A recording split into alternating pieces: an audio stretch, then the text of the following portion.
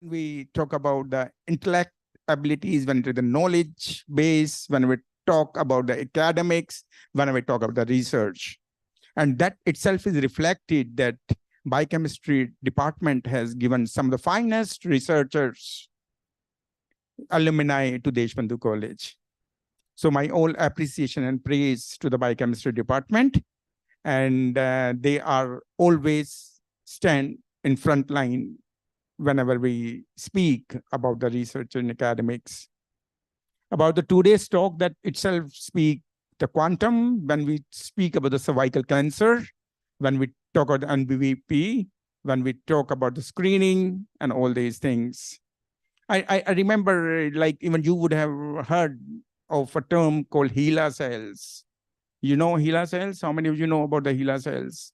What the HeLa cells were? They were the cervical cancerous cell from a black Negroid lady, Henrietta Lake, right? And this lady is no more, but she is immortal, at least in terms of her genome. Okay, so life exists in the form of tumor cells. But what the thing is, right now, when we talk about the cervical cancer, right now, a lot of work has been already done. Vaccines are already there. But the biggest problem is still you will see that there is a number of deaths every year because of the cervical cancer. So what I mean to say, when everything is there, when even vaccine preventive measures are also there, then where the things is being lacked? What is missing? Maybe the very first thing I'll say, awareness. Second thing, even if diagnostics and a casual approach. And most of the time, it's not only the cervical cancer, in many of the cancers, what has been seen, the time when we diagnose and when we know about this disease, it become already too late and we have no choice but to die. So I think the carrying home message after 2 days talk, and our expert, since he's already working on these lines, he will able to highlight that anything cannot be taken as casually. That is first thing. Second thing is whatever you learn, that should be spread to the masses.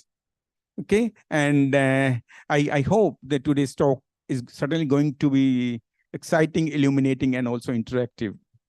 Thank you. I again congratulate the biochemistry department, and I extend my best wishes. Thank you.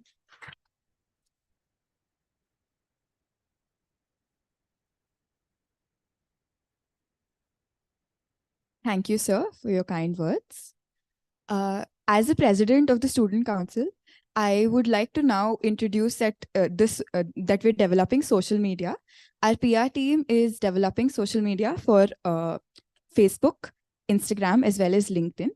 I'd like to give you a very brief introduction into what we're trying to do on social media. So this is our Instagram page. We've just started out, and our first posts were about this event, Biospark 2023. And you can scan this code now, or you can approach us later in order to follow our page. Anyway, our handle is Biospark DBC, a very short and crisp, we think. And we'd love for you to follow us and see what we get up to now and in the future as well. Next, we have our LinkedIn page.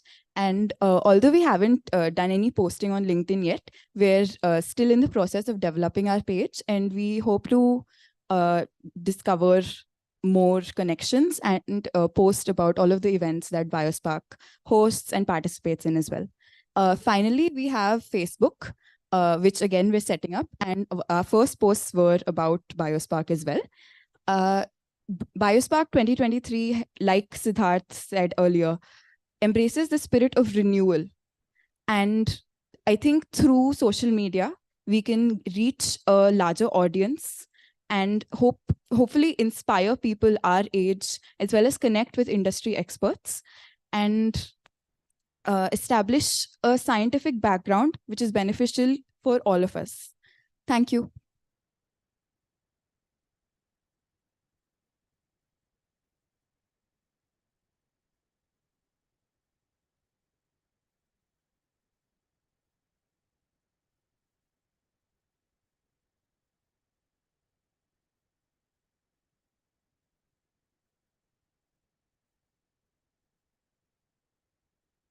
Empowerment comes not from shouting in silence, but from illuminating knowledge and fostering understanding.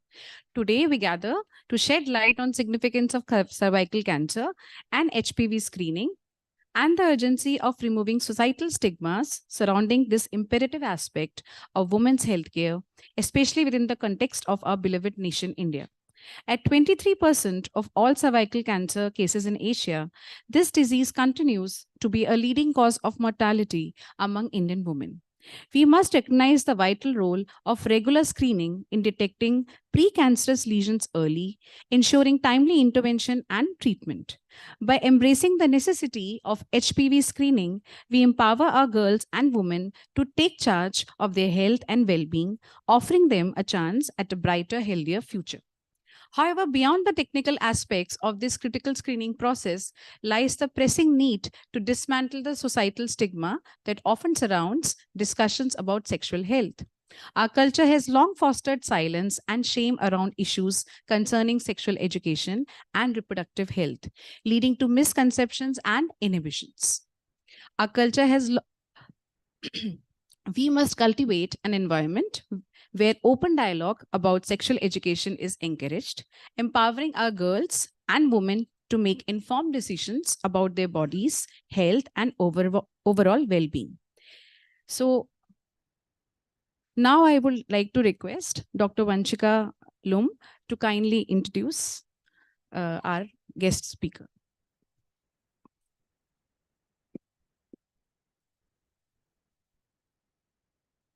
Thank you, Dr. Vinita. It is my immense pleasure to introduce our guest speaker, Dr. Mohammad Kausar Niaz. Dr. Mohammad Kausar Niaz completed his post-graduation in biotechnology from the Interdisciplinary Biotechnology Unit, Aligarh Muslim University, Uttar Pradesh. He has received his PhD in molecular biology from Department of Biosciences, Jamia Millia Islamia. And his doctoral research was in collaboration with National Institute of Cancer Prevention and Research. His doctoral research focuses on molecular characterization of tumor suppressor genes in human papillomavirus infected cervical cancer in the Indian population. He did his postdoctoral research from Indiana School of Medicine, Indianapolis, USA, and his work focused on the understanding tropism and co-receptor preferences or envelopes for the entry into the primary cells and development of neutralizing monoclonal antibodies to block the HIV infection. He also did his post-graduation diploma in business administration with specialization in human resource management from Symbiosis Center of Distant Learning, Pune.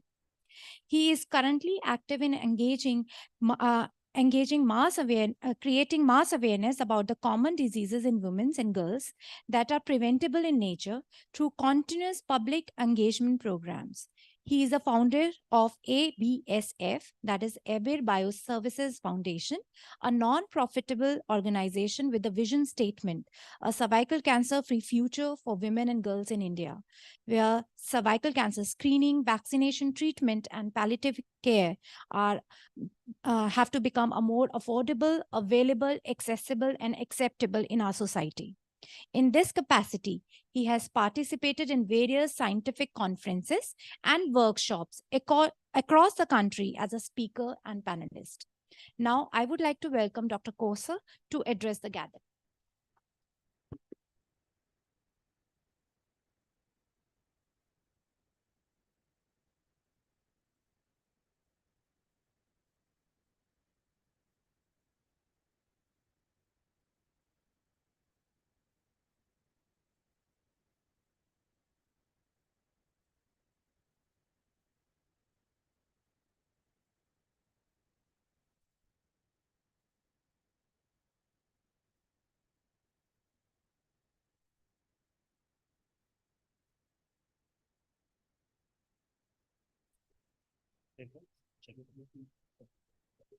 Hello.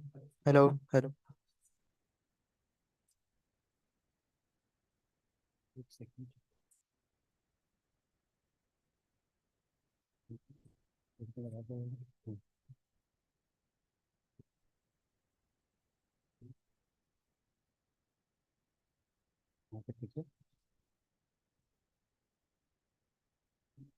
Fine.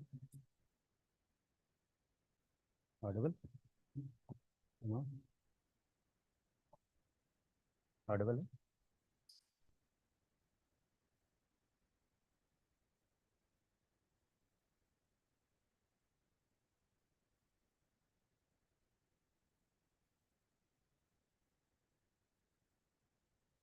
Hello, I'm audible? Okay, thank you. touch screen काम करता है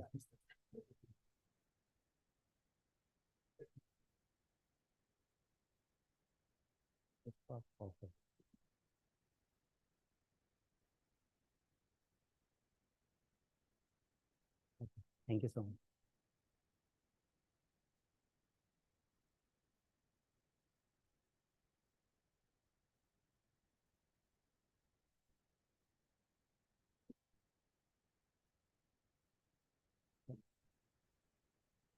Very good morning, everyone.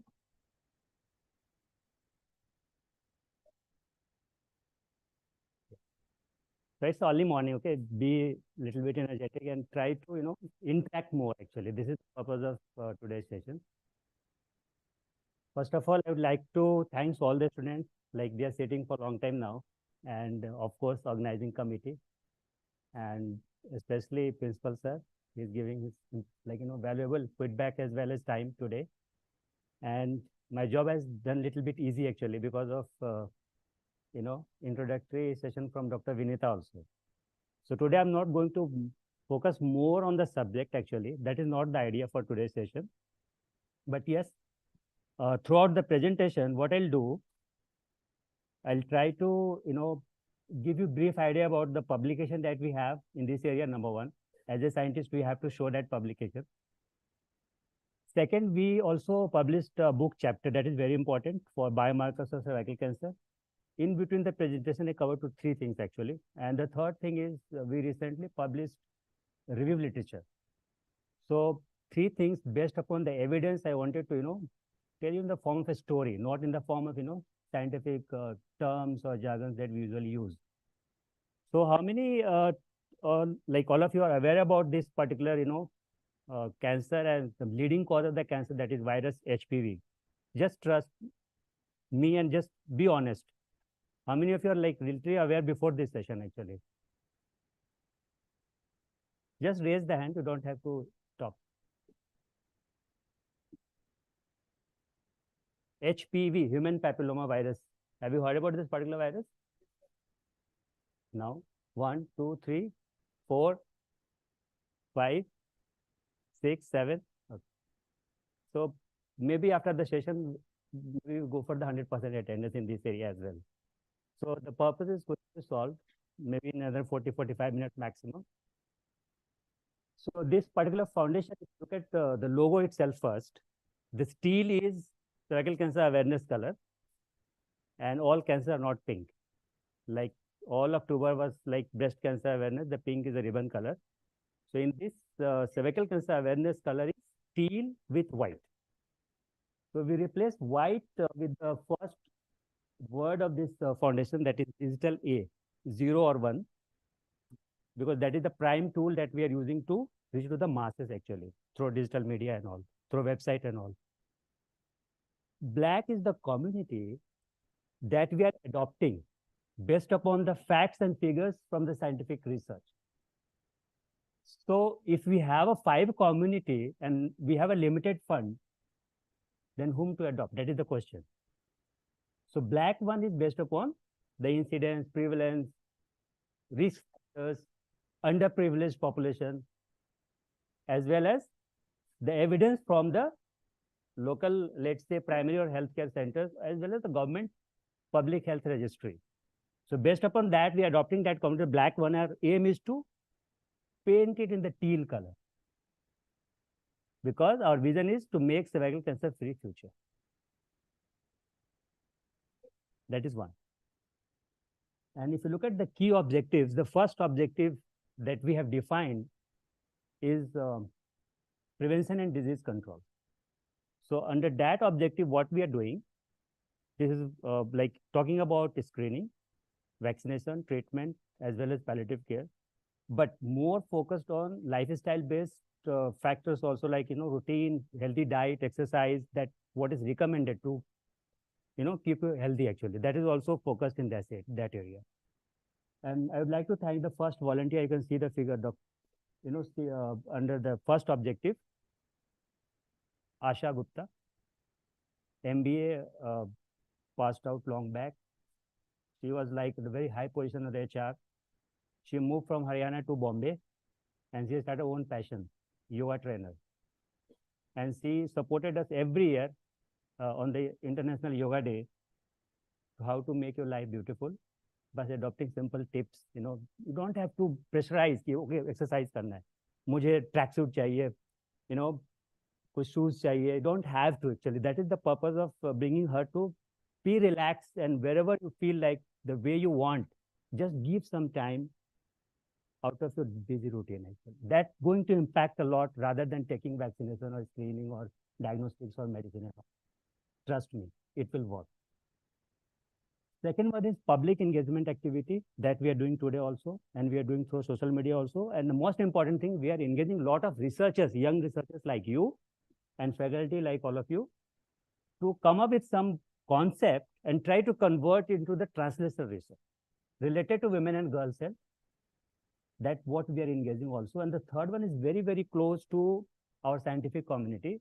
So what I wanted to replicate a resource person like me. But how I'm going to do that? We are conducting regular trainings, skill-based development training on health education research. We are doing a lot of projects with the clinicians as well as researchers, where the concept can be translated into the product. And if you go to the entire website, a lot of spaces are there actually, those who are supporting us. I remember in 2011 when I started this portal actually, as a blog website. So I was not sure what I wanted to do with this, but I was sure that I wanted to raise the awareness. So if you want to really do something big, impactful actually, you can't do it alone, that is for sure. And we have a lot of evidence behind that. And I'm happy to introduce the resource person that we have today along with me. They come all long distance, and taking out the time. I would like to congratulate first Dr. Shalini Mukherjee.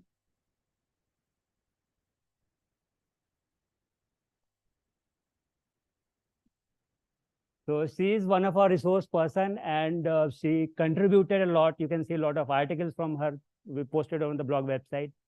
And the funny part is, her entire experience is not from the healthcare.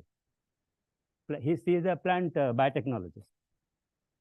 So this is the impact I wanted to create. Even if you're not from the healthcare side, come with us. We are here to work together. Because DNA, RNA, ATGC is same. This is the common thing that we share in healthcare as well as plant biotechnology. Number one. And she is also a core member. Core member, the main responsibility given to them is to edit a lot of articles that coming up from the young generation like you. They are assisting them in a different writing methodology like we are used to in writing the manuscript. But our format is a little different. So we have 3-4 ways to interact with the younger students. Like we have a health news column on the website. Can anybody help me to just go a little bit drop down? So in health news column, what we are doing, we are bringing a lot of experts across the nation actually in a different segment. And we are trying to align with the women and girls health related issues. And we are trying to bridge the gap between science and the society. So we are regularly coming up with a lot of health columns, not related to HPV, not related to cervical cancer, anything that is common and it is related to women and girls, that is addressed by health news column. So you're most welcome to write anything if something in their mind. We have a strong team of core members in our editorial team. They were going to help you, to get it published on this website. We are not going to reject unless and it's not aligned with our team. It's not like any publishing house. That is one. It's a little bit go drop down. Yeah. So these are the expert views. we all listen to clinician, right? Doctor ने बोला ठीक ही होगा. So I exploit that concept and try to bring them on our expert panel. Actually, they all are clinicians. They all have good experience, 20-25 years experience. But criteria क्या है यहाँ पे आने का? Gynecologist या मेडिकल बैकग्राउंड से MD MBBS होना enough नहीं है. जो भी रिसर्च ब्लेंडेड है या कुछ काम करना चाहता है, MD डिसर्टेशन या किसी भी लेवल पे एंगेज होना चाहता है हमारे साथ, उसको हम लोग इस पैनल में भी डाल रहे हैं. So we started some work first, then we see the interest in that resource person, because 100% non transactional, there is no commercial value given to anyone, neither we are receiving nor we are giving. So it's all about, coming together like-minded resource person, and goal is same, to make cervical cancer free.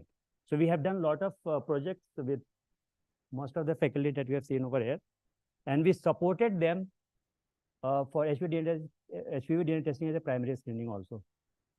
So this is how we are associated with them. And this is the first organization we are trying to balance between the PhDs and the MDs.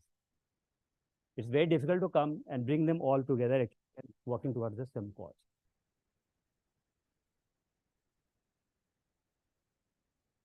So we have done some recent events like this earlier also. We are doing it for a long time now at a different forum. We almost cover all segments of society, whether it's a university, institute, medical college, whatever, like, all segments, right? Because awareness is needed everywhere at a different capacity.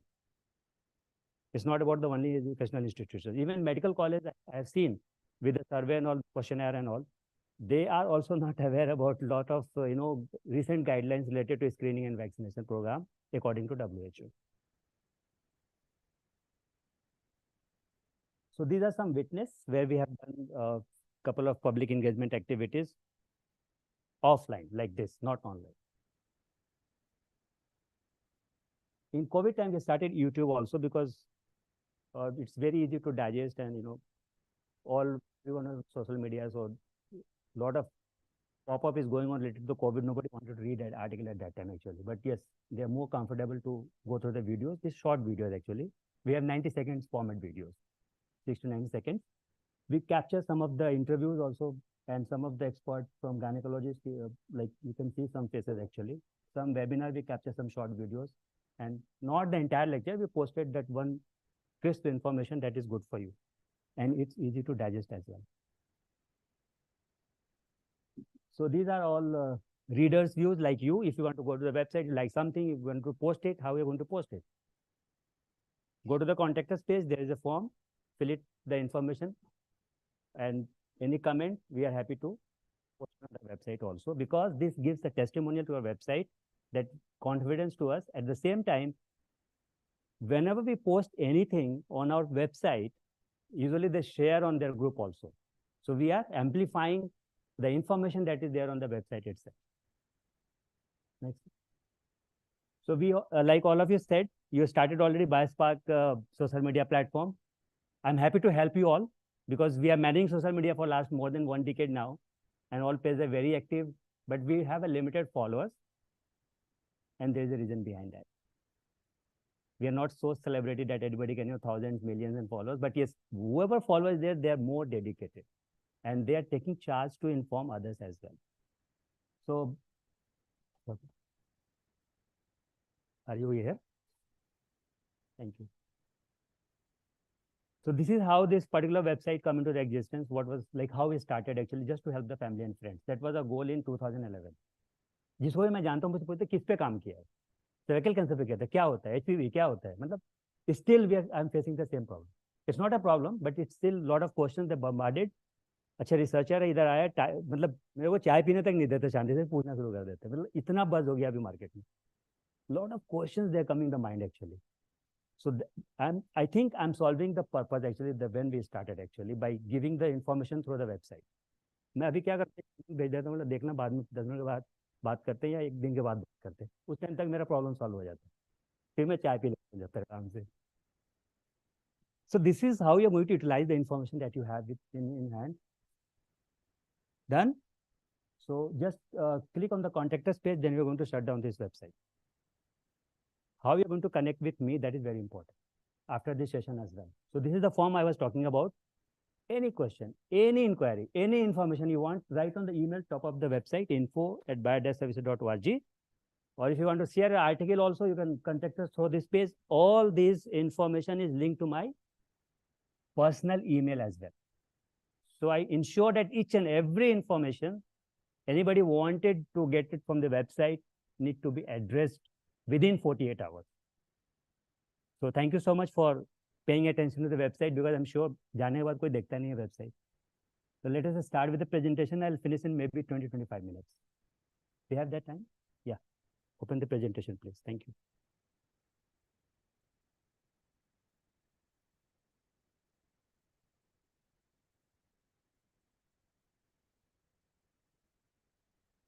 Any questions so far? Any queries? It's an interactive session. It's not like one-way process. Any question from anyone so far? It's there on the contact us page. Okay. It's in Patna, because I am from the Patna, and the ground floor is like the office. We're doing all communication from there only, and we have started doing some community-based engagement from the Patna itself.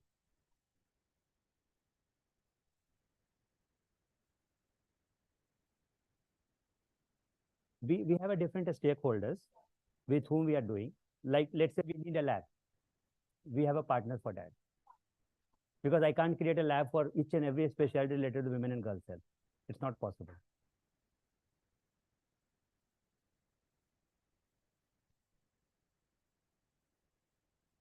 नाम Deshbandhu college के नाम से ही था, वो PPT form में था. Yeah. Yes. Cancer patients को हम लोग बहुत ज्यादा फोकस नहीं करते हैं, क्योंकि वो तो मतलब एक स्टेज पे आ चुके होते हैं. हाँ.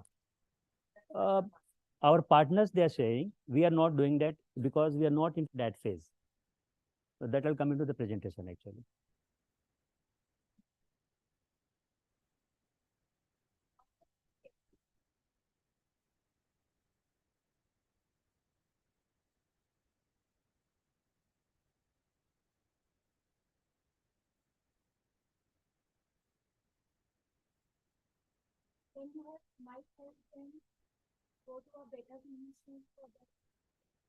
Yes, we are navigating some of the patient like that from starting to the end, like till the treatment part also if required.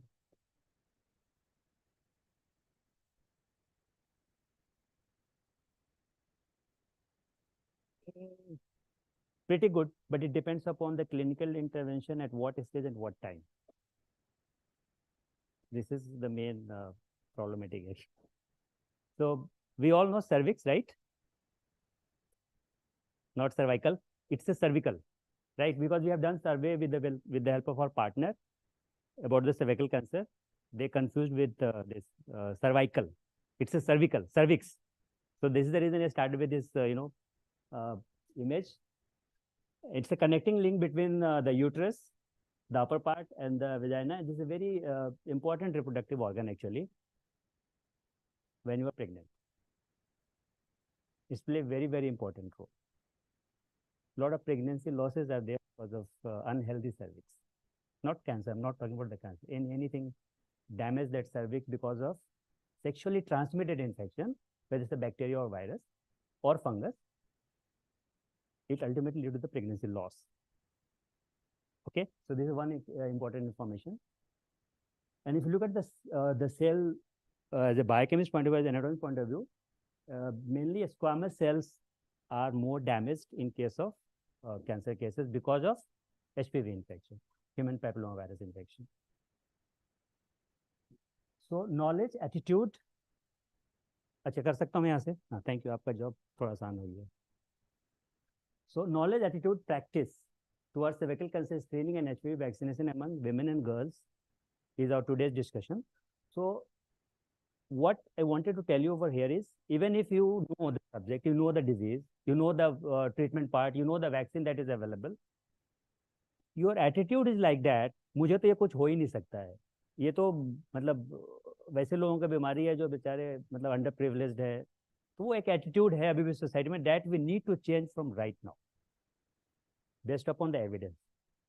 It is nothing to do with urban, rural, privileged, unprivileged. Everybody is facing this problem. I tell you the reason why in the presentation itself.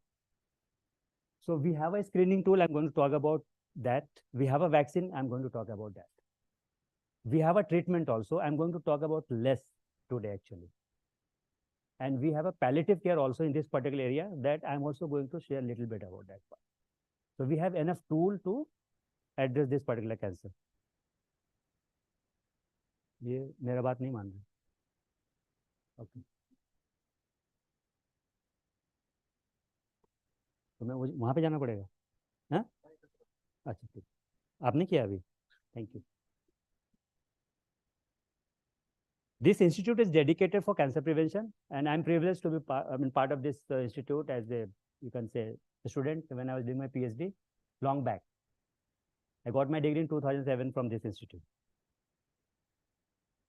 क्या cancer पे ये काम कर रहे हैं? जैसे 5 common cancer है, जिसमें ब्रेस्ट पहले आता है, सर्विकल कैंसर दूसरा है, ओरल कैविटी, लंग, फिर कोलोरेक्टल. अभी ये थोड़ा बहुत शिफ्ट हो रहा है, मतलब ऊपर नीचे हो रहा है based upon the evidence that we have, but these are the prominent cancers that institute is working on the prevention. Is national center actually, and it is WHO HPV reference center also.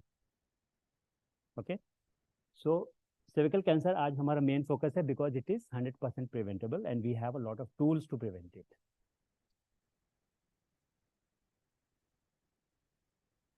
So the problem that we are facing in India actually, this is one of the non-profit organizations. They worked a lot to generate some data like us. And what they have said, incidence and mortality, there is a huge gap in developing countries, including India. If you look at the developed countries, there is an incidence, let's say similar to this, 22 out of 1 lakh. But mortality is not like this, 12.4%. Why? Because of these factors. They are not lacking effective screening, and treatment is required if somebody is there, so we can prevent the mortality rate. Even if you are aware, because of the system, we are contributing a lot towards the number actually that ideally it should not be. So what should be the number? As per WHO goal, it should be 4 out of 1 lakh. अब कहाँ पे हम लोग हैं? 22. जाना हमें 4 पे है. इतना आसान लगता है? इतना आसान है नहीं. 22 है अभी, इंडिया की बात कर रहा हूं मैं, और 4 पे जाना है. So it is all of our responsibility sitting in this room to take the charge. Who is contributing into the statistics? We all. Knowingly, unknowingly, because of our attitude, because of we don't have information, we don't have knowledge, we don't have awareness. Excuse तो बहुत सारे हैं. So my request is to, यहाँ पे आप रोको, prevent करो अपने आप को, and there are a lot of ways you can prevent it. It's a sexually transmitted infection. Numbers की अगर आप बात करो, इंडिया की बात करो, तो ये 2019 का डेटा है ICMR का. एक डेथ हो रहा है 8 मिनट में. 8 मिनट में, 1 घंटे में लगा लो, 1 दिन में लगा लो, 1 महीने में लगा लो, 1 साल में लगा लो. Anybody calculate on the calculator, will come with the number actually, the death that is 100% preventable, and we are contributing from the India. We are losing every day almost n number of women and girls because of this deadly disease, and it is 100% preventable. So look at the impact of the disease. It's worth talking about it. It's worth sharing the knowledge among yourself, your family, friends, whoever it is. Forget about the Abir Bioservices Foundation, what they are doing. Just take the charge of your health and try to pass on the information that you have as a scientist to the community. Next slide, please. Yes, this is very important slide, book. I have read a number of books written by Dr. APJ Abdul Kalam, and I've gone through a lot of quotes from different scientists, Albert Einstein, this and that, and it's very inspiring. But look at the data that he shared in 2015, just before he died in the Shillong, while delivering the lecture like this, interacting with the students and all. ratio of the doctor and the people that we as a people, like 1:11,500 at that time. And then one bed in government hospital, I'm talking about the data that we have, 1,833. We have noticed also during COVID time, when there is a demand and there is less supply, what will happen? Unconditional death हुआ. यहाँ पे भी अगर treatment की आप बात करोगे, बहुत सारे कैंसर पेशेंट ऐसे उनको बेड नहीं मिलता है. I'm talking about the government hospital, not private one. So, first of all, why we need to go to the hospital if something is preventable? क्यों हमें बेड चाहिए? तो अब आप वहां पे सोचो पहले. Next slide. You have to be attentive towards me. Yeah. Next slide. Yeah. So normal to cancer, it will take almost decade. If your immunity is good, it almost takes decade. It means nature has given you a lot of time from pre-cancer to cancer stage. And a lot of intervention can be done in between to treat it and reverse to the normal actually. Am I correct? So clinical intervention at the right time is very important to manage this particular disease. And how are you going to do that? That is the first question. By screening one. There is no other way to check yourself unless you get and go screened by technology that we have today. Correct? Next slide. These are the publications I'm talking about. As a part of my thesis, I have to publish some papers. I did that. What I want to tell you is, in this publication, and nowadays also, I must confidently say that, except first and last author, the first and last author, middle author, they don't know what the publication is all about. I'm not saying all, but in general, I'm talking about, I'm sure, जितने भी इसमें बीच में दिख रहे हैं, जो इतना बड़ा ग्रुप होता है ना, वो कई बार हमारे कंट्रोल में नहीं होता. I'm talking about the first author. वो हमेशा corresponding author के कंट्रोल में होता है, being a boss, being a PI. बीच वाले को नहीं पता है, तो how I'm going to expect that common masses will be aware about this, what I'm talking about. Even author is not sure about what has been written in the manuscript. How are you going to show that even if the scientific committee from the same profession, they are aware about it? So what needs to be done? We are publishing like a donkey in the COVID time. What is the impact that you are giving as a scientist to the society you are living in actually? That is the question that you have asked with yourself. And that question was very, very, very early I asked with myself when doing my PhD. Why?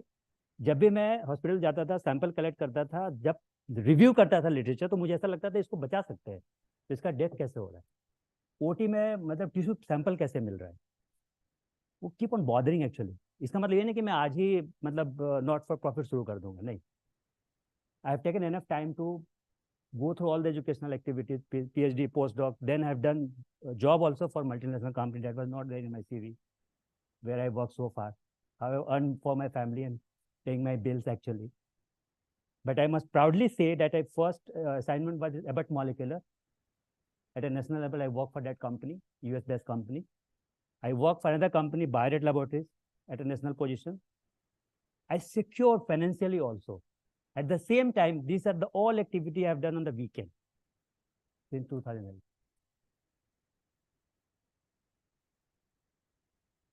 So Biospark point of view, if you want to get yourself connected with the industry guy, I am the right person, I can say. Right? Next slide is very interesting. So this, इतना fast नहीं करना अभी. ये बहुत मेहनत से किया है पब्लिश. तो जेनेटिक और एपिजेनेटिक अगर आप देखोगे तो उस टाइम पे बहुत कम लोग काम करते थे. हम लोगों ने किया था क्या, जीन को आइडेंटिफाई किया, उसको हमने देखा कि ट्यूमर कैसे बन रहा है, वायरस कैसे डैमेज कर रहा है between HPV infected and non infected.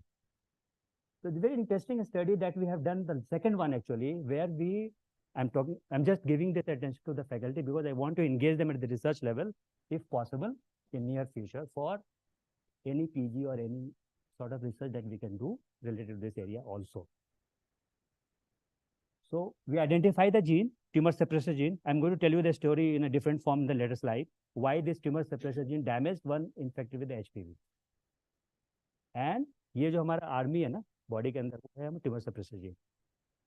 हमने वायरस को छेड़छाड़ नहीं किया, हमने जीन को छेड़छाड़ किया, उसका हमने म्यूटेशन, मिथाइलेशन और एक्सप्रेशन प्रोफाइलिंग कर डाला फर्स्ट ऑब्जेक्टिव में. सेकंड ऑब्जेक्टिव में हमने मेनली एपिजेनेटिक लेवल पे देखा, यहाँ पे कोई बेस पेयर चेंज नहीं हो रहा, बट मिथाइलेटेड अनमिथाइलेटेड जो एक परसेंटेज होता है वो डिस्टर्ब हो रहा है, hyper hyper. Correct. Confirm by sequencing. Extracted the DNA sample, amplify the gene with the set of primers, confirmed by sequencing at that time.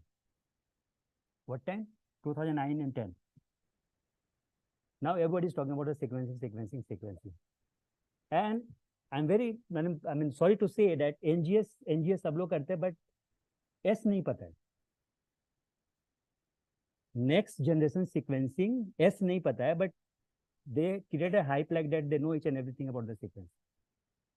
So you must be a subject expert first without going into the market. Actually, you have to really, nothing is free in the market. You have to pay attention. Education is not free. You have to pay attention. If we are devoting a lot of time to organizing this kind of event, if somebody is still busy in their smartphone, is still busy in talking with their friend, if you're not paying attention, even if it is free for all of you, or not paid anything, any single rupee to attend this session, nothing is going to change in your behavior first. And that will impact in the long run when we are going to the professional world. That I'm going to tell you very, very clearly today. Why I'm telling this? I want more attention.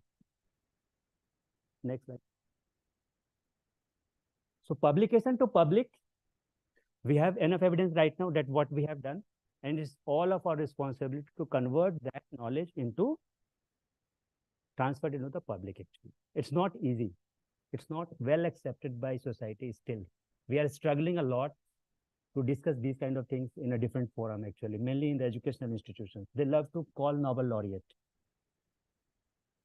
वो hotel से घर से escort करता है उसको. I'm very thankful कि यहाँ gate से escort किया मुझे किसी ने.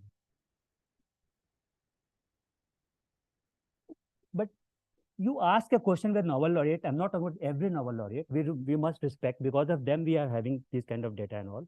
I also respect a lot. They never think from the day one to work for the society. They always think that my CV, I come up with something in the way. Their CV is still there with them, but unless and until जब तक उसको Nobel Prize नहीं, हम लोग उसके बारे में कुछ नहीं जानते. And this is the irony of the scientific community. वो अपने आप को तो प्रेजेंट नहीं करता है ना, वो सोशल मीडिया उसको प्रेजेंट करता है, ये नोबेल लॉरिएट हो गया, इसका ये काम था. बट जहां से शुरू किया, जिस काम तक वो पहुंचा, उस काम को कम्युनिटी तक क्यों नहीं पहुंचाया, उसने खुद क्यों नहीं पहुंचाया? That is the question that you must ask. Why you are waiting for the others to, showcase your work actually? Why can't you from the day one?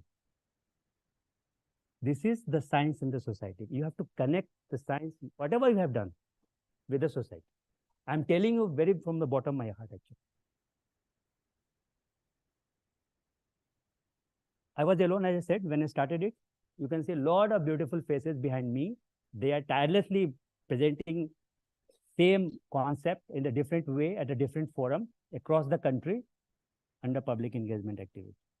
And you can see some of the faces. I'm not here in this public engagement activity. So a lot of faculty, they have joined and they have taken care of. This is from the Chennai, one of the school. मैं अभी तक चेन्नई इस काम से नहीं गया. Travel तो मैंने किया है at a professional front. Foundation की तरफ से मैं चेन्नई अभी तक नहीं, बट वहाँ तक मेरा बात कैसे पहुँचा? They follow me, they connect with me, they try to do something like this. This is inspiring actually, and this is motivating for me.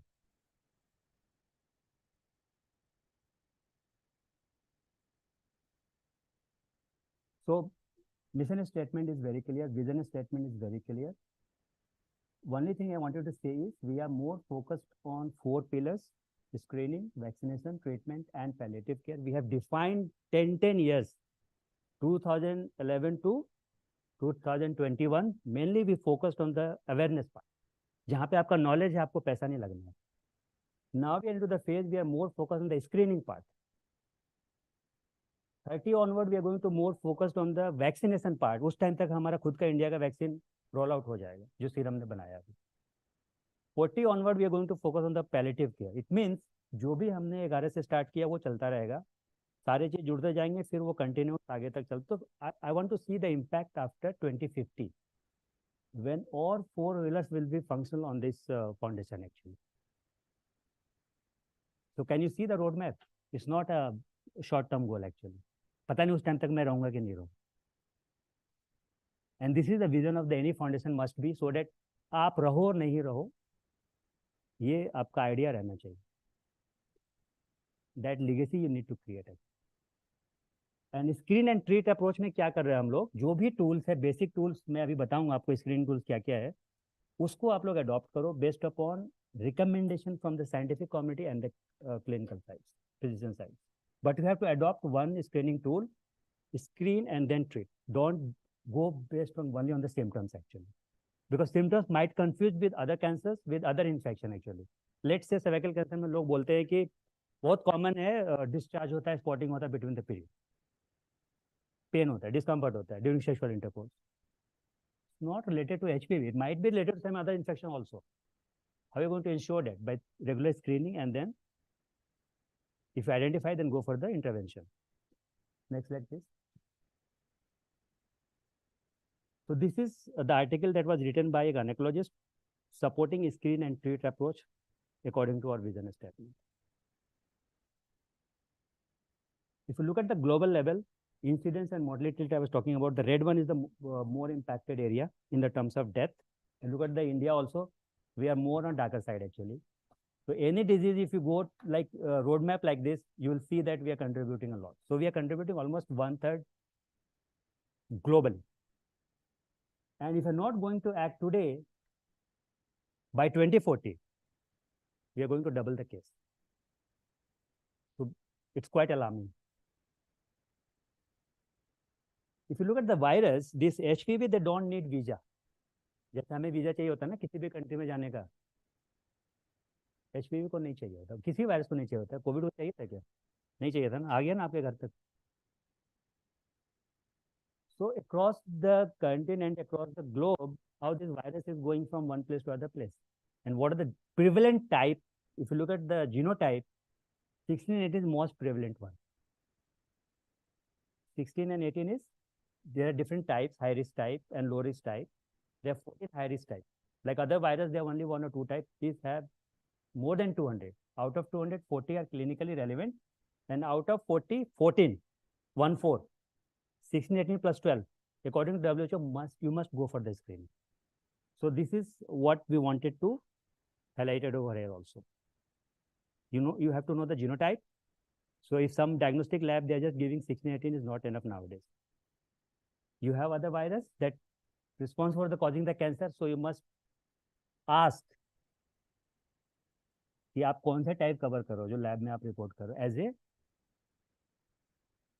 knowledgeable person, right?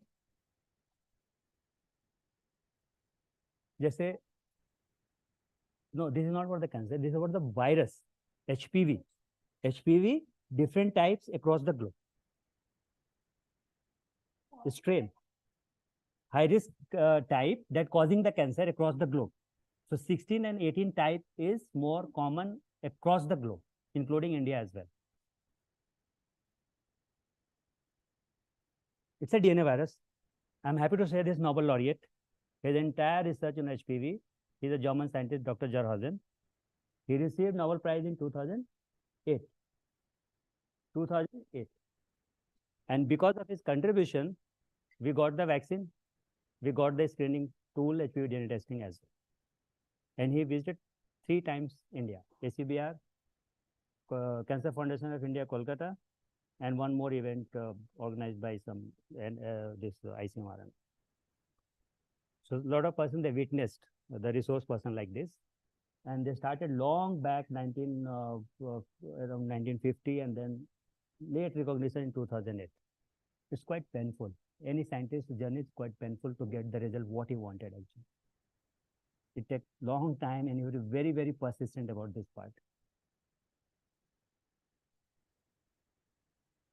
So this is just to give you a fair idea that the virus and how we are impacting in our body once it entered to the how it's going to change at a cellular level.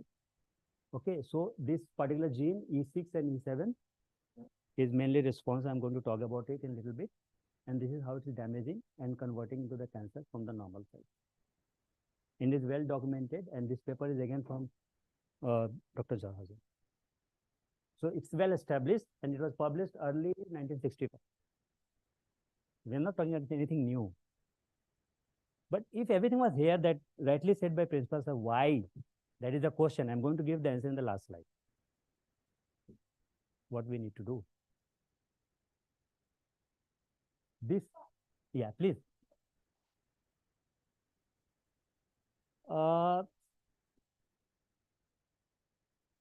Expression, I said, is based upon your other immunological factors. It's host versus virus. It depending upon the condition of the host. If it is compromised, it will obviously it will going to act faster. जैसे अभी हमने Covid के time में virus को देखा ना, जो already compromise state में किसी को डायबिटीज है, किसी को कुछ है पहले से, उसको क्या हाल किया उसने? कार्डियक है कोई, जहां जहां उसका रिसेप्टर साइट है, अगर उसको लग रहा है कि ये तो पहले से ही कंप्रोमाइज है, तो उसको मतलब हमारा बॉडी उसके अगेंस्ट फाइट नहीं कर रहा। तो ये जो ऑन्कोजीन है, जिसका काम ही है ट्यूमर सप्रेसर जीन को डैमेज करना, और ट्यूमर सप्रेसर जीन हमारा किसी वजह से पहले से कंप्रोमाइज है, वो पहले से लड़ रहा है किसी डिजीज से, ऑब्वियस बात है वायरस का काम इजी हो गया है। नेक्स्ट, अब E6 E7 जो वायरस क्या है, हमारे tumour separation P53 very well known tumour separation gene, as a biochemistry you must know, biochemistry, and then PRB is another tumor suppressor gene. So these two genes are very important role in developing therapeutic vaccine also. कोई infected है, उसको क्या करना, उसको तो आप प्रोफाइलेटिक vaccine नहीं दोगे, वैक्सीन दो टाइप का है। तो थेरापेटिक वैक्सीन में ये जो कॉन्सेप्ट है जो मैं बता रहा हूँ आपको, वो अवेलेबल है बट लिमिटेड अवेलेबल है। Therapeutic vaccine is not into the routine. Certain clinicians based upon the requirement they can ask for if it is required, but prophylactic अभी कॉमन है जो हम लोग ले सकते हैं। इस पे मैं ज्यादा डिटेल में नहीं जाऊंगा। एक मिथ और फैक्ट के बीच में मैं थोड़ा सा आपको अटेंशन देना चाह रहा हूँ। It's not a death sentence. जैसे हिला सेल्स के बारे में सर ने बोला long back, at that time it was a death sentence because we don't have enough tool either to screen और ट्रीट, और we don't have vaccine obviously at that time. कोई भी tool नहीं था, इट वाज डेथ सेंटेंस। मतलब हम लोग चाह के भी कुछ नहीं कर सकते थे, पहली बात। दूसरी बात, उसका कोई कंसेंट नहीं लेता था सैम्पलिंग के लिए। इसीलिए आज जो थर्मो फिशर कंपनी है, उसने हेवी कंपेंसेशन दिया उस फैमिली को after the claim why you used without consent our cell lines in your profit making business. ये अभी लास्ट लॉ सूट हुआ था, उसके फैमिली को रिकॉग्नाइज कर दिया, उसको कंपेंसेशन मिला है अभी। Without consent you can't do anything on the human sample. तो फैक्ट क्या है? फैक्ट यह कि 1% चांस है जो आपको लास्ट स्टेज में जाएगा, मतलब CN1 से 2, 2 से 3, 3 से फिर अब कैंसर स्टेज में जाता है।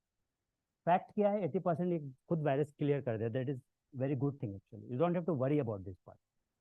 What you have to worry about is right test at the right time and right dose. I'm talking about the vaccine at the right age. That's it. You don't have to worry about the treatment part, at least with this virus actually. एक virus से इतने cancer है। हम लोग सिर्फ cervical cancer की बात कर रहे हैं अभी तक। सर्वाइकल कैंसर का स्क्रीनिंग टूल है, बाकी का तो स्क्रीनिंग भी नहीं है। तो बाकी को कैसे बचाओगे? वायरस ही है जो सबको कॉज कर रहा है, तो वैक्सीन दे दो। एक ही ऑप्शन यही है ना, स्क्रीनिंग टूल नहीं है बट वैक्सीन तो है। To protect yourself from the vaccination itself. तो वैक्सीन जैसे 9 to 13 years आप स्ट्रांगली रिकमेंड करो अपने फैमिली फ्रेंड्स में, क्योंकि it's a very good age to get this vaccine. It's get good immune. एक डोज में काम चल जाएगा, 2 डोज ले लो अच्छी बात है, 2 से ज़्यादा नहीं लेना है। जैसे आप 13+ जाते हो 13, 26 उस तक आपको फिर 3 डोज रिकमेंडेड है अकॉर्डिंग टू WHO। एक तो आपका कॉस्ट बच रहा है अगर आप पहले से अवेयर हो तो। एक डोज में आपका काम चल रहा है, एक डोज मान लेट से 2000 का है, 3 डोज कितना पड़ा? 3 बार कंसल्टेशन की, 3 बार पेट्रोल का फी, 3 आप करना, वो भी तो जोड़ो। You have to little aware about that because not easily accessible and available wherever you want, whenever you want. That is still the problem with this vaccine. 1 plus 2 is equal to 6. Pardon? You have to go through the clinician. You can't get it over counter. There is a reason behind that, so that it will not misused or not given at inappropriate time, inappropriate condition if someone is suffering already in some such disease and all. So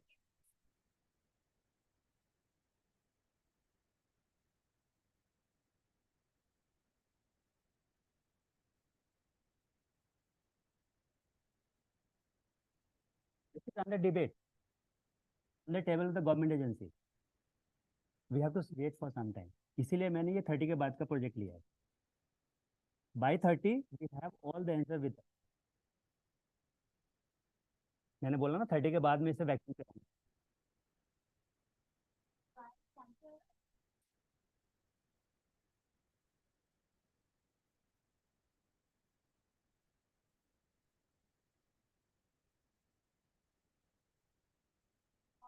cervical cancer मुक्त भारत अगर आप चाहोगे तो बिना government के support से, government के policy के सपोर्ट से, गवर्नमेंट के फंड के सपोर्ट से पॉसिबल नहीं. जो हमारा कंट्री का पॉपुलेशन है, जो हमारा कंट्री का जो जोग्राफिकल लोकेशन है, किसी भी एनजीओ का चाहे जितने भी मिल जाए, they are doing their part, but it's not possible to eliminate it. I am telling you very very clear. But time will come. These all are under process. That soon we are going to have a screening and vaccination program in India as well. That must I can assure you. The government is working towards that. That is the reason the DBT funded to the Serum Institute of India.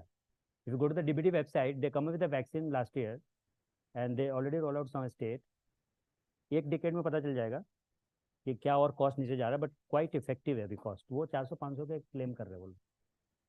अभी 2000 से लेके 500 पे आ गया, बहुत बड़ी बात. It means we are working towards that, right? It's a good thing. It's safe, effective, not 100%, but close to 80 to 90%. But I'm going to tell you the reason why. Why not 100%? Yeah. It's not 100%. Not 100%, that is for sure. As a scientist, 80 to 90% it will protect. 80 to 90% is more than enough, rather than zero. Yes, 80 to 90% is evidence we have. Somebody talking about 99%. I'm not agree with that. I'm not going to agree with that ever actually. Next.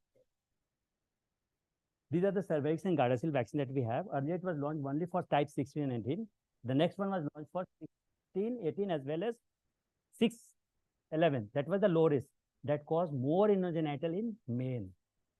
Boys के अंदर ये vaccine सबसे ज्यादा लगा जो 4 type cover करता है, क्योंकि विमेन गर्ल्स के अंदर तो सर्विक्स पे डैमेज हो रहा था 16-18 की वजह से.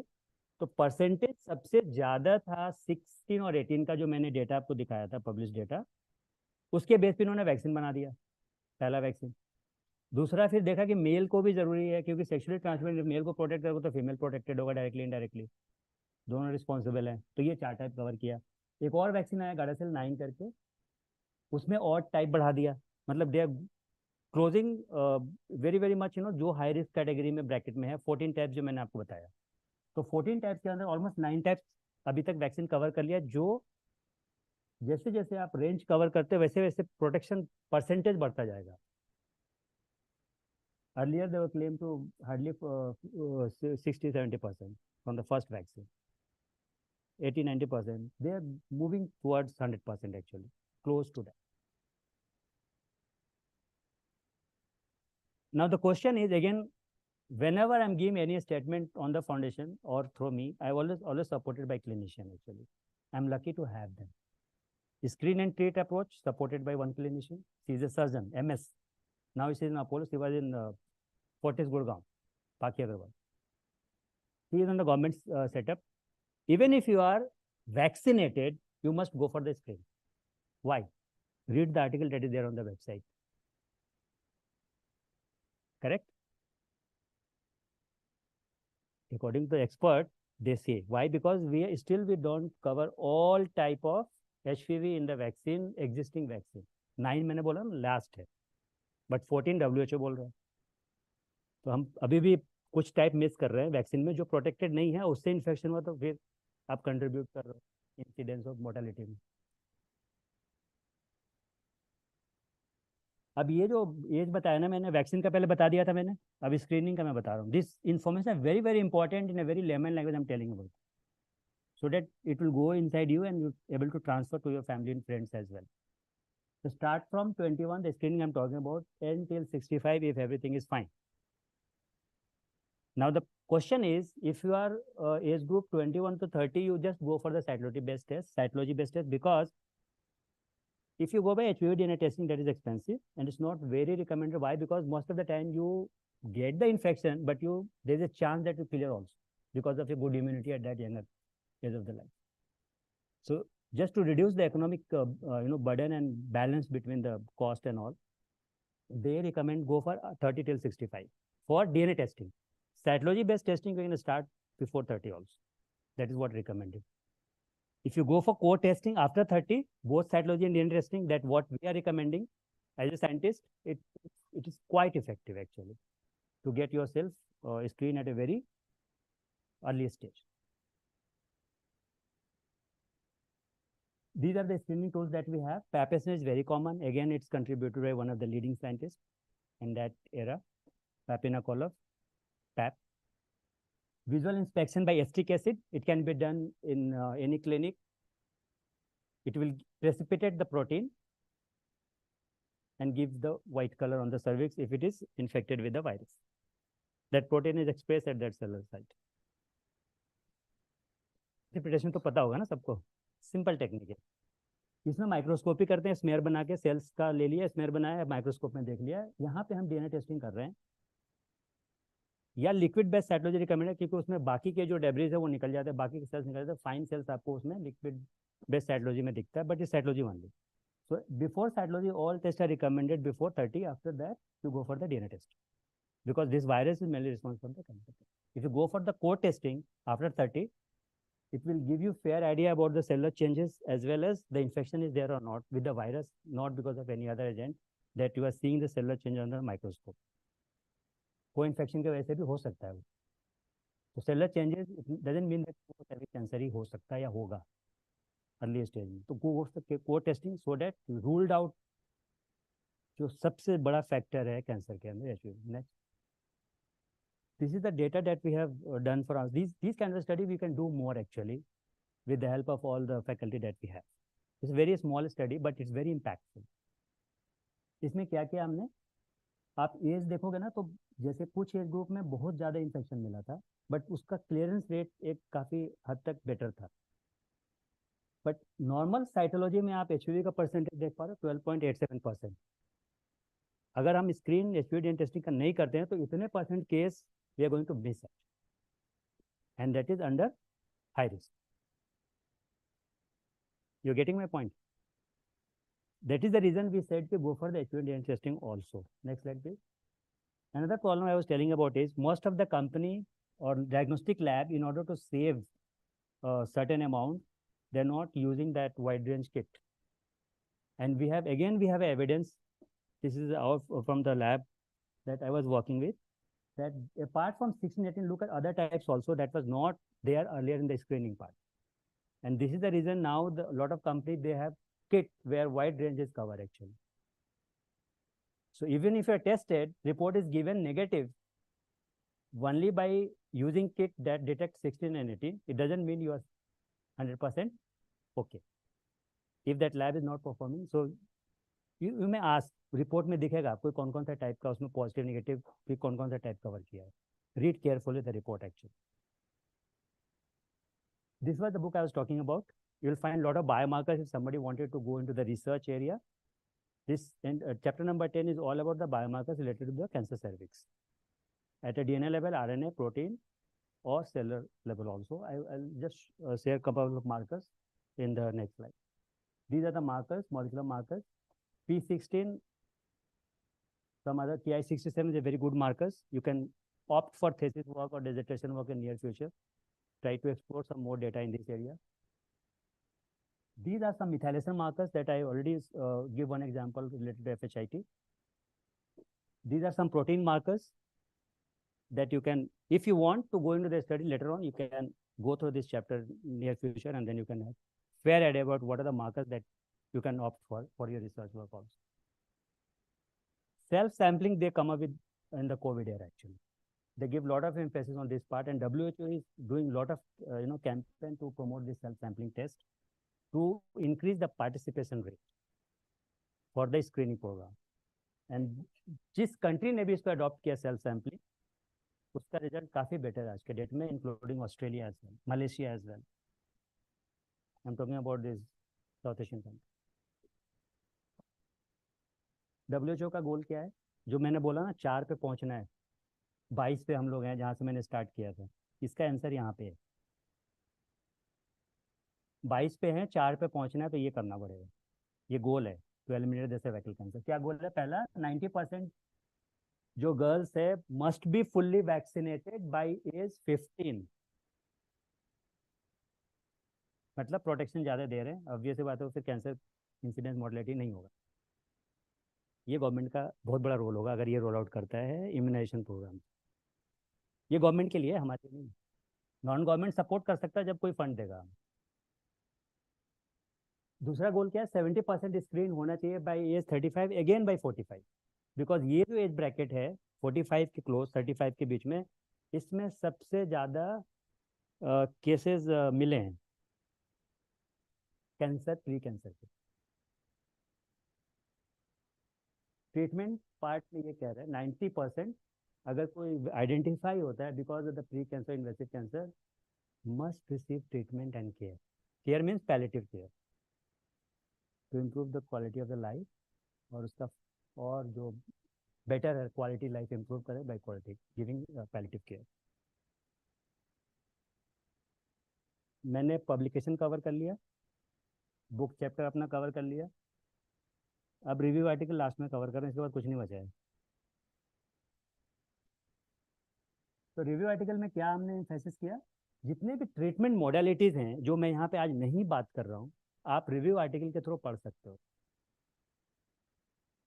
Lot of immunotherapy come up nowadays, so we have a good chance of survival even if someone is diagnosed with the pre-cancer or some cancer sort of, they can control at least with the help of lot of effective treatment is nowadays we have, including palliative care as well. So treatment and care is covered under that modalities. Some advanced therapies, they are all developed countries, they are working towards that. And in India also, I can give you a number of examples. They have set up their lab to develop product under this bracket, this advanced immunotherapy based product. This all immunology, nothing else. And I don't think better than you can understand what I'm talking about this part as a biochemistry professional. जो sir ने बोला ना, इसी slide से मैं conclude करना चाह रहा हूँ. जो प्रिंसिपल सर ने बोला था, क्या बोला था प्रिंसिपल सर ने? अरे कोई तेज बोलो, भूख लग गया क्या? प्रिंसिपल सर ने क्या बोला था? जब वहां पर सारा ऑप्शन है, राइट, कितना सारा हमने डिस्कसिंग किया अभी, कुछ लोग तो बोर भी हो गए यार, खत्म ही नहीं कर रहे. वैक्सीन है, डायग्नोस्टिक्स है, ट्रीटमेंट है, जब सारे हथियार आपके हाथ में है तो हम फेल क्यों हो रहे हैं? That was the question asked by the principal. We all are responsible for this. So take charge of your own health and don't excuse. Excuse is always there in all segments of society, all segments of profession. But that is not the solution. Next. इसका slide का wait कर रहे थे ना आप लोग, thank you वाले slide का. अब तो हंस दो. तो फाउंडेशन के थ्रू जितने भी कैटेगरी के लोग हो सकते हैं, अब पहले तो आप सारे स्मार्टफोन निकाल लो और वेबसाइट नोट कर लो. बहुत काम का वेबसाइट है, बहुत लोग इस पर मेहनत कर रहे हैं, काफ़ी सारे रिसोर्स पर्सन हमने इसमें लगा रखा है, और येलो कलर से हाईलाइट कर रखा है हमारे बैक बेंचर के लिए. अभी भी वो चेयर घुमा रहे हैं.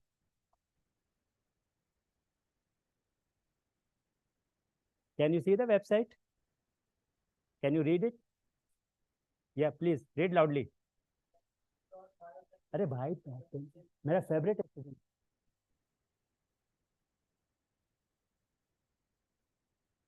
No no, come closure.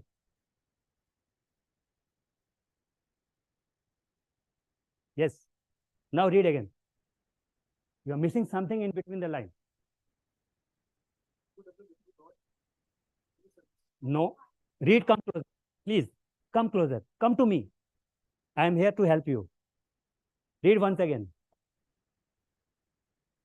Read carefully. Read carefully. You know you how to read actually. Yeah, please. Your good name? Your good name? Rahul. Rahul. अच्छा, बताइए. It is www dot Bio. bio उसके बाद क्या? services. No. अरे dot जब पहचान सकते हो तो बीच में इतना बड़ा लाइन है वो नहीं पहचान में आ रहा है. Hyphen. तो बोलो ना. उसके बिना वेबसाइट नहीं खुलेगा. Okay. bio-services.org. करेक्ट. देखा Thank you. पास आने का क्या फायदा है. अब यहीं बैठ जाओ आप.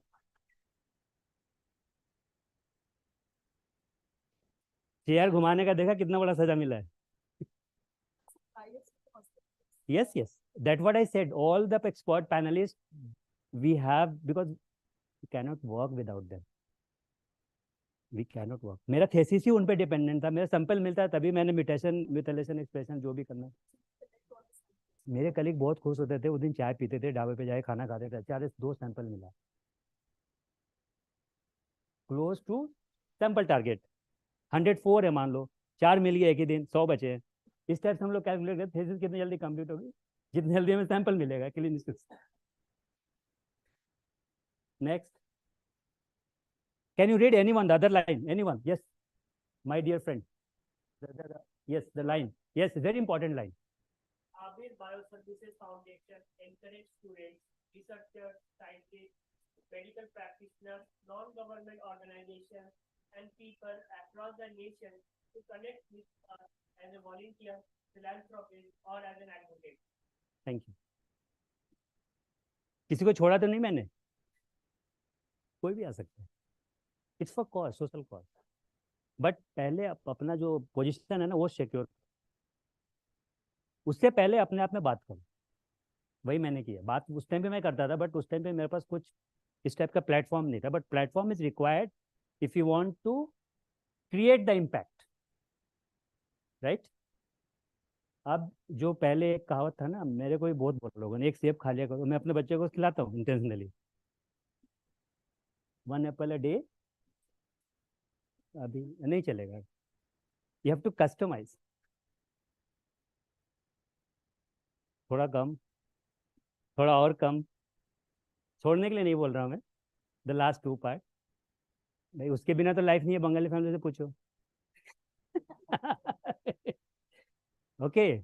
बोलेगा एप्पल नहीं चलेगा बट मेरे को चाहिए थोड़ा सा. मतलब ऐसे को बोलता है. मतलब आई हैव माई, मतलब ओन फैमिली में थोड़ा सा दे दो, आज रहने दो. मतलब मैं कंटिन्यूस बोलता रहता है यार मैं इस पर काम कर रहा हूँ, आप मेरे सामने पी रहे हो, थोड़ा सा रहम करो. बोले थोड़ा सा. मतलब ठीक है थोड़ा सा लिमिट है. But eat healthy is absolutely recommended. This is that is what you are. ये सारा ना कनेक्टेड है यहाँ से. कोई अच्छा खाना खिला दे अभी, देखो कितना मस्त हो जाएगा मूड सबका. It's well connected with this gut and this brain actually. अच्छे कैफेटेरिया में चले जाओ, जिंदगी भर याद रखो यार इतना अच्छा कॉफी लाया इसने. कॉफी याद रखो, उसको भूल जाओ अलग बात है. तो मैं ये कह रहा कि eat healthy, be active. That is our first banner image. Be active, be screen that we are keep on talking about, not only for this any other disease also. थोड़ा सा हाइट और वेट का ratio भी अगर control हो सकता है तो you have to, because it impact in a different way. Thank you so much for listening me, and we are going to come very fast with any question answer session if we have. But there is one important announcement at the last slide, because लोग बोलते थे यार HPV cervical cancer और भी कुछ करते हो. मैंने बोला आप कुछ और करना शुरू किया कि आप लोगों ने बहुत बोर कर दिया है कि सर्वाइकल कैंसर पे ही बात करता है. So we recently started one program, online program. Next slide please. And this is the need of the hour. If you look at the distribution of genetic counseling and genetic related subjects is there, department is there, but they can't able to translate it so far. और जितने भी clinicians, जितने भी hospitals है ना, सबको genetic counselling आज के डेट में चाहिए. But the problem is, if you look at the lab world wide, जो सबसे अच्छा लैब एक टाइम पे था, इंडिया में भी था, अभी किसी और ने एक्वायर कर लिया, क्वेस्ट डायग्नोस्टिक्स, पूरे वर्ल्ड वाइड उनके पास सबसे ज़्यादा जेनेटिक काउंसलर्स हैं. टेस्ट को इंटरप्रेट क्लिनिशियन नहीं कर सकता. So we have to bridge the gap between geneticist, the scientist, special scientist, and clinician with the help of this course. So it's an introductory course, very affordable course, because it's supported by foundation. Only 3,000 rupees for this entire program, delivered by 10 faculties. So if someone is wanted to register for this one, I'll share the link, registration link with Dr. Venita, and you can contact her actually, because this is nothing to do with which subject you are right now. It will help you if you want to go for a job in future, if you are subject expert in this area. So we are going to have some diploma course, some degree course also, because we don't have any platform in northern part. So I am in discussion with the University Institute in Delhi NCR, where we are going to start the department of genetic counseling, and we are going to award the degree in that area, because I can see there's a huge gap, employment gap actually, because we don't have enough resources trained in this area. So wherever there is a gap, as a scientist, we have to try to fill out gap. Even in cervical cancer, we need a counselor. And there are a counselor in developed countries related to this cancer specialist one, in this particular subject one. So we are going to train them in this context also. Somebody is HIV positive. You need counseling, right? Panic हो जाते एकदम से, social taboo है. You need a counselor, right? Genetic subject क्यों important है? वो पता करेगा कि कौन सा वेरिएंट है, कौन सा जीनोटाइप है.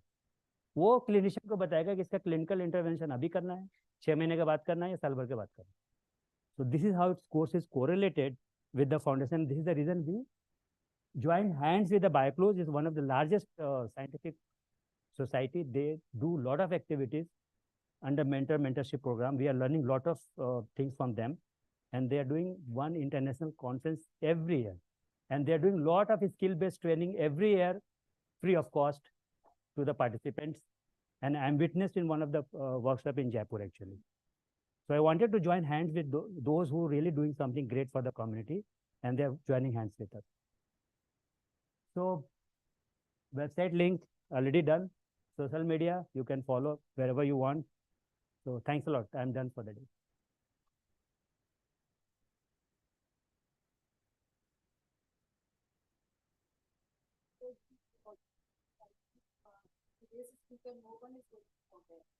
Thank you so much. Yeah. Ma'am, I have just taken one call because my wife is on the airport, and she just called me in between that. मुझे घर उसके साथ ही जाना है. अभी मैं यहाँ से airport निकलूंगा. We will take question and answer after this call. उठाया नहीं. Yeah. Yeah. You want? Okay. Yeah. Sure. The floor is now open for questions if anyone has any.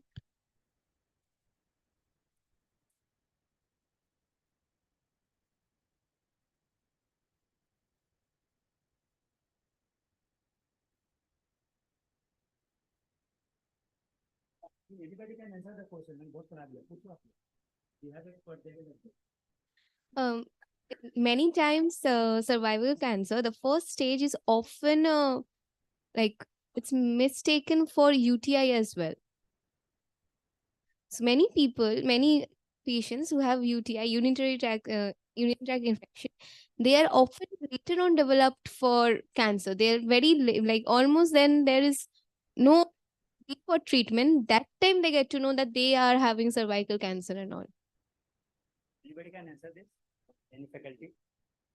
Or I have to take this question?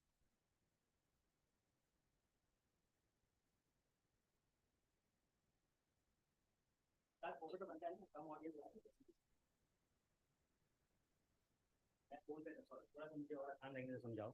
3 date वाला type में.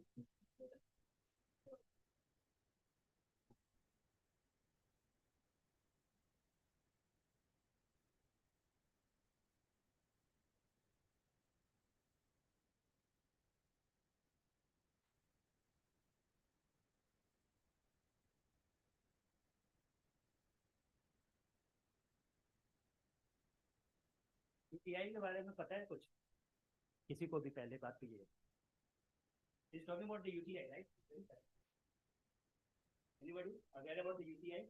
Very common हुआ और resource page एक बार खोलेंगे जो मैंने नहीं दिखाया था, ये आपके लिए बनाया मैंने रिसोर्स पेज। रिसोर्स पेज जैसे आप जाएंगे तो रिस्क फैक्टर जो है, जितना अगर यूटीआई इन्फेक्शन आपको होता है, it means you are having other factor that will help this particular virus to remain in your body. अब by definition क्या होता है? मेरे पास माइक नहीं है, नहीं लगा तो by definition क्या होता है? HPV अगर persist करता है long period of time, then only it is constant, right? Persist करने के लिए कौन सा अब करेंगे यूटीआई हो रहे क्या आता है? वायरल बैक्टीरिया फंगस कुछ नहीं, वो क्या करेगा? इसलिए क्या होगा? कोरिलेशन है, इनका इधर दिया कि सर पब्लिकेशन में यूटीआई के ऊपर एक आर्टिकल और डिटेल में किसको जानना है तो रिपोर्ट के बहुत ये यूटीआई फॉलो करें, इसके सर्च पे आप log please type urinary tract infection then इसी तरह सॉल्व करें। You can see I think there are some articles there on this yes, urine tract infection, Pooja Kumar. She also PhD.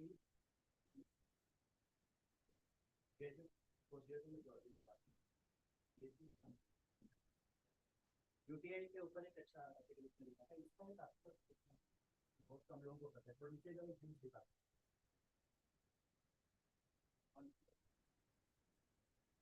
ये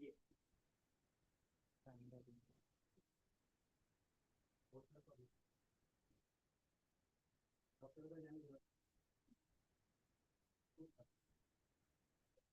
की ठीक है, यूटीआई क्लियर होगा और ये हमारा की फोन नंबर मैच करता है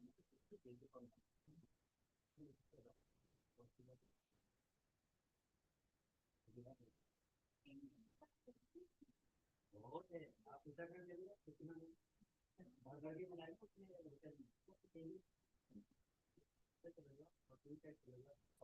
नैनीताल चलेगा तो बहुत किया जाएगा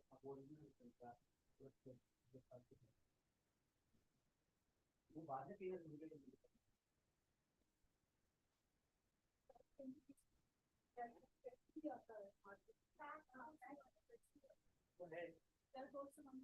yes, fat is always what are fat? I'm just taking the license. Any more questions? ऐसे एक इसका ब्यूटी है, जैसे क्या होता है ना जब आप गूगल पे सर्च करते हो तो इतना इंफॉर्मेशन दे देता है कि आप टाइप यूटीआई गूगल पे टाइप करो, यूटीआई पे टाइप करो, आप करके भी डायरेक्ट कर सकते हो, सारी इन्फॉर्मेशन मिल जाएगा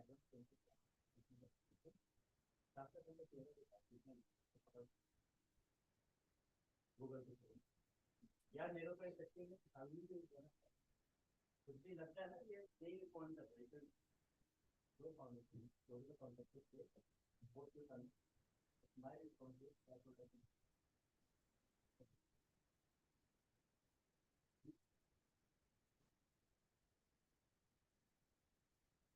लोगों को बहुत सारे ऐसे फीडबैक मिलते हैं जिधर और जैसे कि दूसरी टेक्नोलॉजी का भी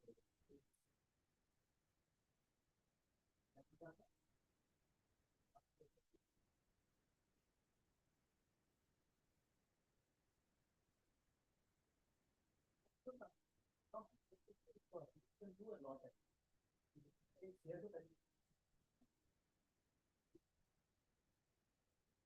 I can't say actually there is more and more something mind अभी तो आप लोग से अच्छा कौन हो सकता है? ये राइट है जो भी इंफॉर्मेशन दे टॉपिक है या उस पेज को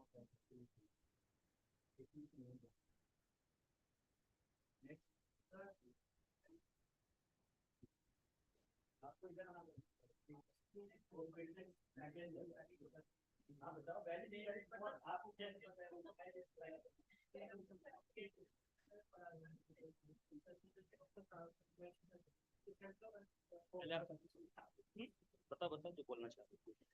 हेलो, तो मेरा क्वेश्चन ये है कि जैसे हो गया।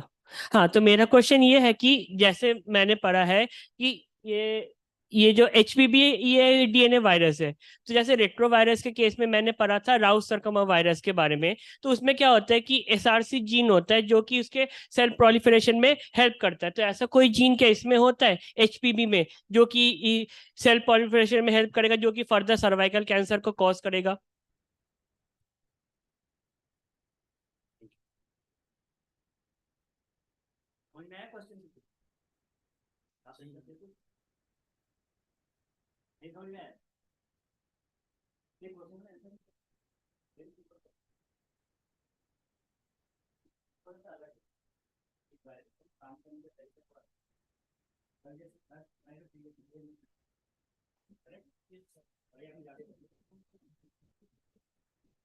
तो इसमें क्या होता है, जो वायरस का जो मैंने आपको दिखाया उनको वायरस के अंदर बाकी वायरस कुछ न्यूनतम बनाएगा, कुछ बनाएगा, कुछ बनाएगा ना, बहुत सारे चीज आते हैं।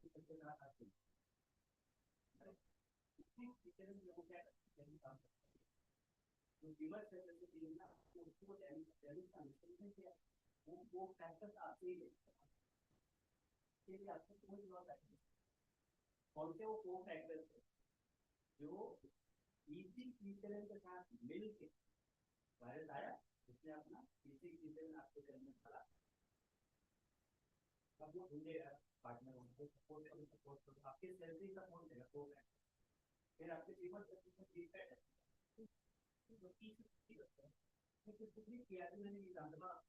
बहुत सारे चीज हमने स्टडी किया है, तो बीमार करते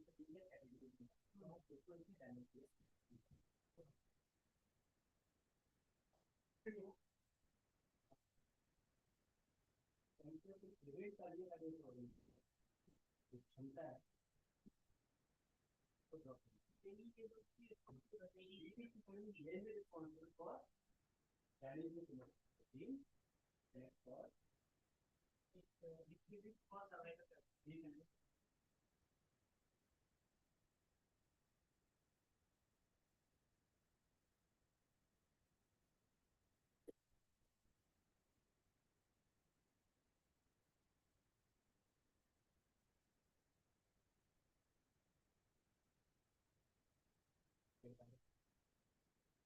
डिपेंड करता है फंक्शन कैसे, तो फंक्शन का नहीं देखता है जो भी वायरस आता है तो इधर एंटीबॉडी नहीं तो प्रोटेक्ट वायरस वो अपने साथ क्या लेके आएगा, एंटीजन। एंटीजन में क्या होता है, एपिटोप। मैं थोड़ा सा डिटेल जा रहा हूँ। ये सारे वैक्सीन वायरस के अंदर एंटीजन, किसी में बैक्टीरिया एंटीजन, किसी में फंगस के एंटीजन, एंटीजन के ऊपर एपिटोप।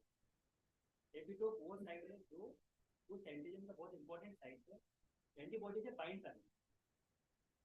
एंटीबॉडी कौन बनाता है, वही एंटीजन बनाता है। और एंटीबॉडी के ऊपर क्या होता है, पैरेट। एपिटोप पैरेटोप बाइंड करके अगर आपके पास वैक्सीन बॉडी में पहले ले रखा है, इसका मतलब वो एंटीबॉडी पहले से उसके ऊपर पैरेटोप है, वायरस आया एंटीजन लेके, उसके ऊपर एपिटोप है, वो जाके पैरेटोप से बाइंड करके महाभारत देखा है, महाभारत देखा किसी ने? इतना सवाल मुश्किल एक तरफ से फिर दूसरे तरफ से, एक तरफ से दूसरे तरफ से, लास्ट में क्या होता है, बता कौन है, बता कौन है, एंटीजन बहुत सारे एंटीबॉडी उस तरह से काउंटरैक्ट नहीं होता।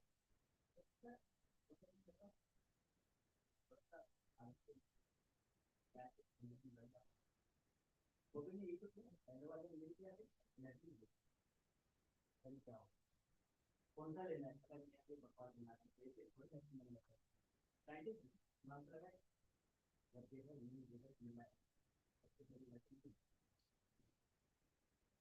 एक्चुअली केस में यही हुआ बहुत टाइम हो गया है 2003 में मेरे साथ में बहुत नॉट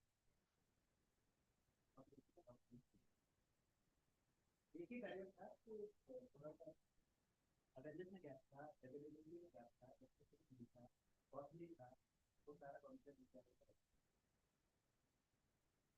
ये है तो डाक्टर नाम करते ये हमारा जो वो डाक्टर वो रिलेटेड है ये के वेबसाइट के काफी बड़ा है ना तो जो फोटो लिस्ट लगाया हुआ है वहां पे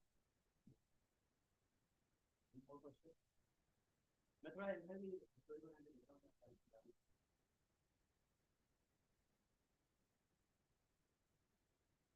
और क्वेश्चन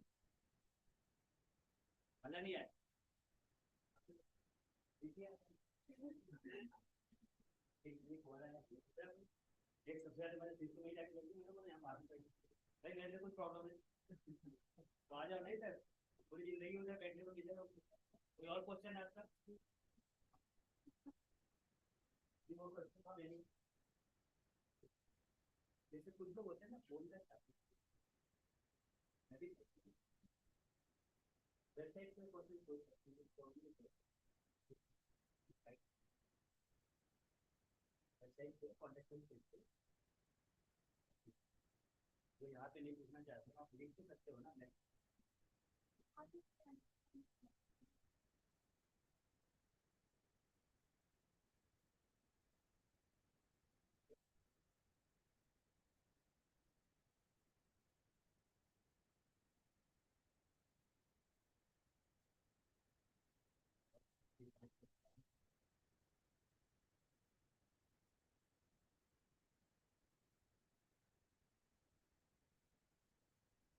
क्वेश्चन किसी ने सुना आप लोग सब लोग अपने आप हेलो भाई बायोस्पार्क आप मेंबर हो बायोस्पार्क के मैडम ने कुछ क्वेश्चन पूछा था आप उसके आंसर दो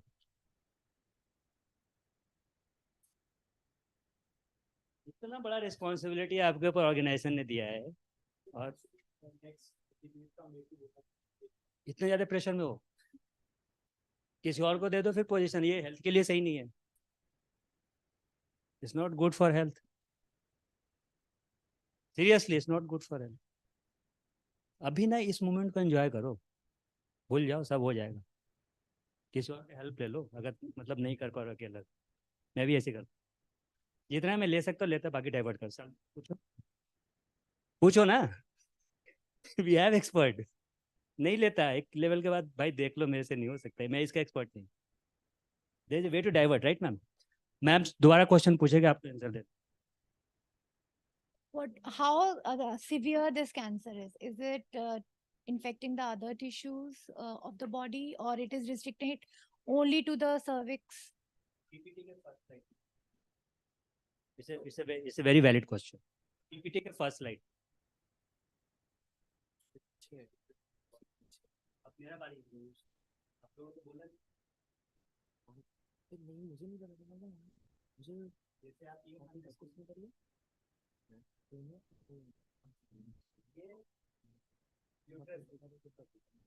यूट्रस के अंदर एंडोमेट्रियम लाइनिंग सबसे ज्यादा कॉमन है आपका कैंसर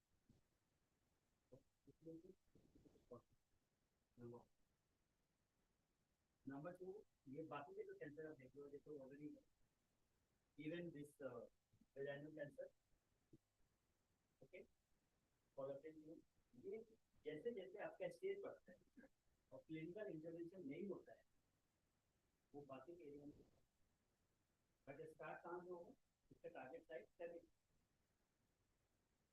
नहीं ट्रीटमेंट होगा कोई क्लिनिकल इंटरवेंशन आपने नहीं किया इग्नोर करते गए डेफिनेटली वो ऊपर नीचे फैलेगा सबसे पहले और बाकी ऑर्गन को भी इम्पैक्ट करेगा तो very serious in terms of serious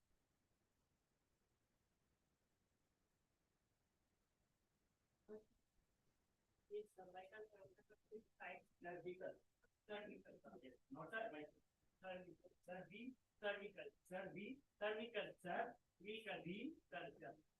cervical cancer के कोई टाइप भी होते हैं स्पेसिफिक टाइप या अलग अलग टाइप होते हैं कि कोई जैसा वो क्लासिफिकेशन है ना, पीगो क्लासिफाई किया है, सर्टिफिकेशन स्टेज 1 स्टेज 2 स्टेज 3 1 नाम नहीं होता है स्टेज और इनके सिस्टम्स क्या होता है सर क्या आपको हां इनका मैंने बताया था सबसे पहला जो लार्निंग सिस्टम किसी भी इंस्ट्रक्शन का होता है वो इससे आता है राइट फेल साइकिल क्या पता important question very important I always encourage this don't say वो कुछ बोला था मेरे को बोलना तो मिशन राइटिंग में क्या होता है we have to talk at already very I'm not shy about तो जैसे कि एक इसमें क्या होता है कि जो एंडोमेट्रियल लाइनिंग होती है इसकी सिम्टम्स की बात किया है मैंने मैं सिम्टम्स की बात कर एंडोमेट्रियल लाइनिंग होती है इसमें वो मतलब ब्लीडिंग होती है यहाँ पे जो हर रफ्ती है तो सवाल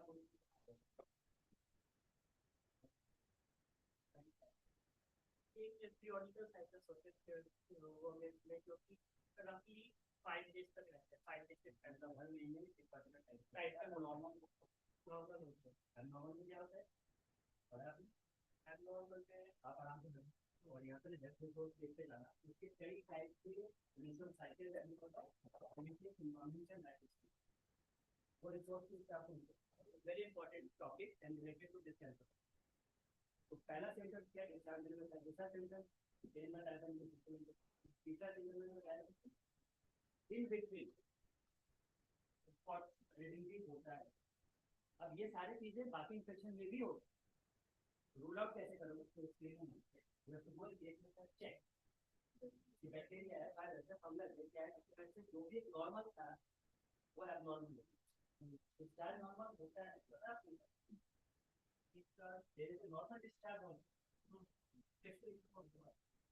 पहले पहले आपको सेल डिफरेंशिएट करना ये भी एक नॉर्मल डिस्चार्ज है बट abnormal कहां पे जब उसके अंदर कोई स्मेल होता है या कोई भी एक्सेस हो जाता है हाँ कलर को चेंज हो गया अनोनी को तो माइक्रोबायोम कौन देता है देन इट माइक्रोबायोम अब इसको भी आप इग्नोर करोगे तो क्या होगा मैडम ने पूछा ना सिविलिटी कितना है आप वहां तक एक पूरा का पूरा एक मतलब डिटेल अगर टॉपिक है जिसमें मेरा एक डेटा भी है मेल के अभी मैंने रिसेंट स्टडी वही किया था वो जो इनफर्टिलिटी में कॉल कर रहा हूँ फीमेल में कितना परसेंट का आपको भी आ रहा है ये डेटा देखो इतना बड़ा मुझे कोई तो आया कि मेल को भी बोलना है फीमेल नहीं करना अरे मेल को क्यों नहीं छोड़ना है तो इसकी आई है मेल के ऊपर मेरा भी मर्जी करने में पूरा इलाका है और आईजी मार्क में परेशान करने वाला मुझे चाहिए 5 और उसने जान लिया हम 10 मैंने टारगेट किया 15 आपको बिल्कुल चाहिए पहले से वायरस को रिसर्च करना यूएस तक जाकर वायरस को नहीं छोड़ा चाहिए करेक्ट मेल में भी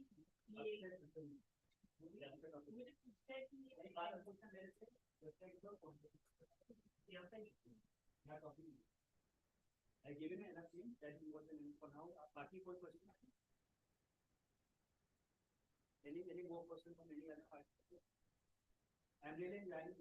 Everybody is enjoying it. It's not about 100%. This is whole idea of this. So Biospark actually it will help a lot to the foundation also, and we also going to help a lot with the Biospark initiative. So I'm requesting all volunteers of Biospark. Let us work together, not only for this kind of thing, but for other things. Thank you, sir.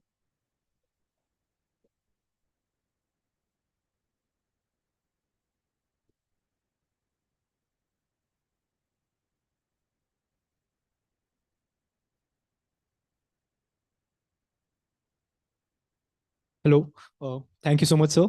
We are taking a short water break for 10 minutes. The debate competition will start soon.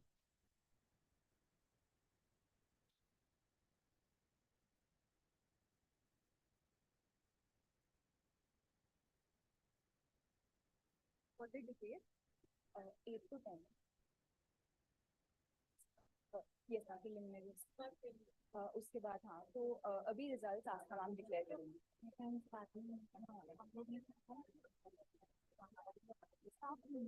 हाँ तो मतलब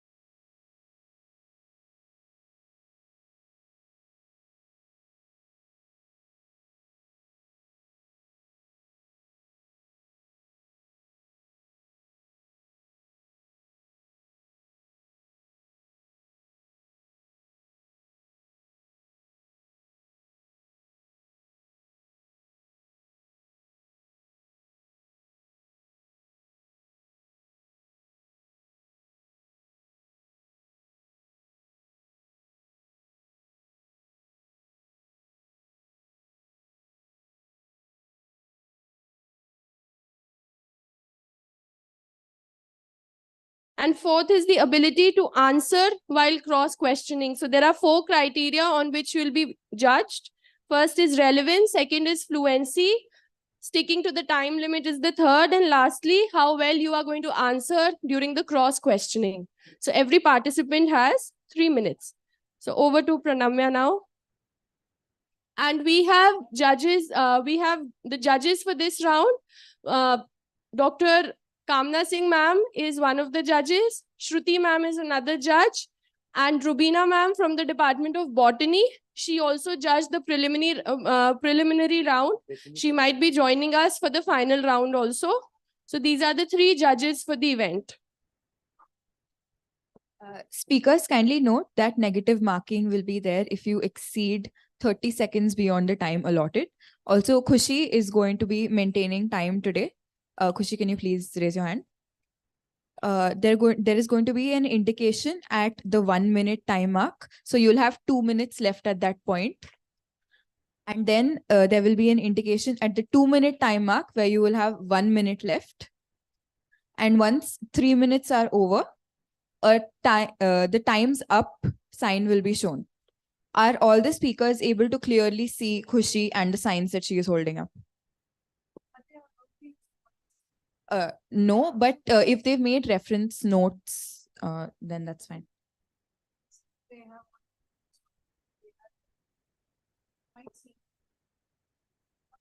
It's better you please switch off your phone because all of you have written the point I can see on the paper. And another point I've noticed is please don't prompt anything to the thing because if you prompt, these are the people who are having a watch.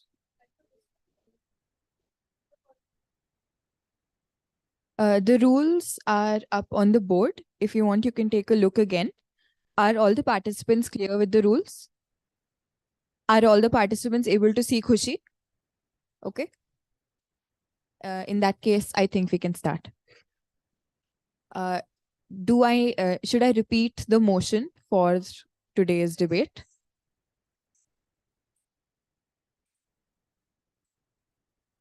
No. Right. Like speak and this can go to your side. Is it clear?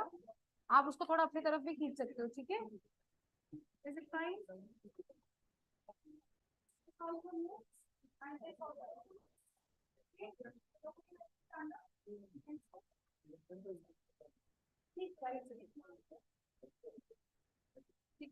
One by one, they're going to speak. Okay. All are through with the rules? Any doubts? Once again, the motion for the final round of the debate is the use of AI-powered wearable health devices a boon or threat to personal health? All right. So the first speaker, we have Aman Sharma speaking for the motion.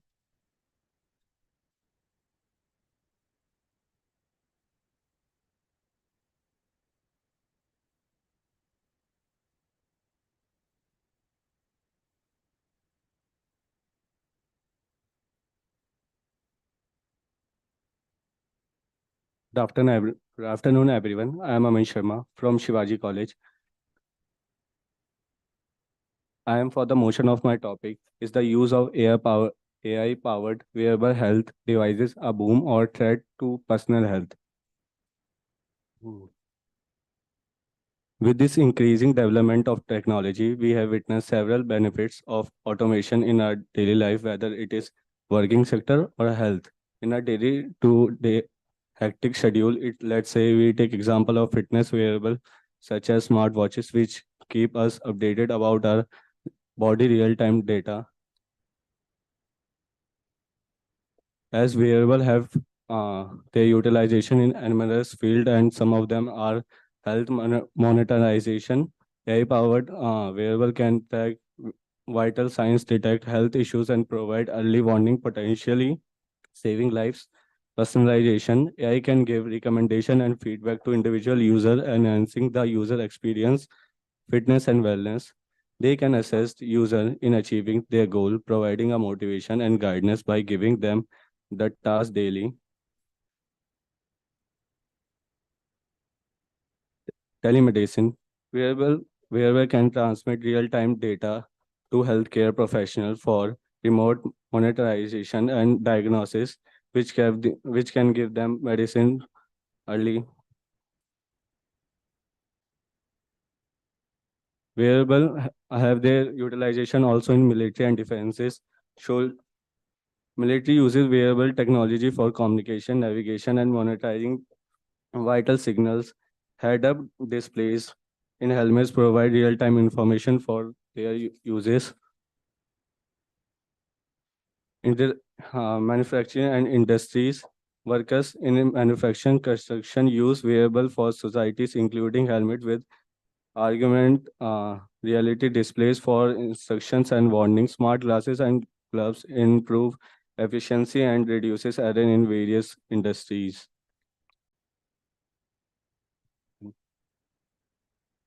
Thank you, everyone.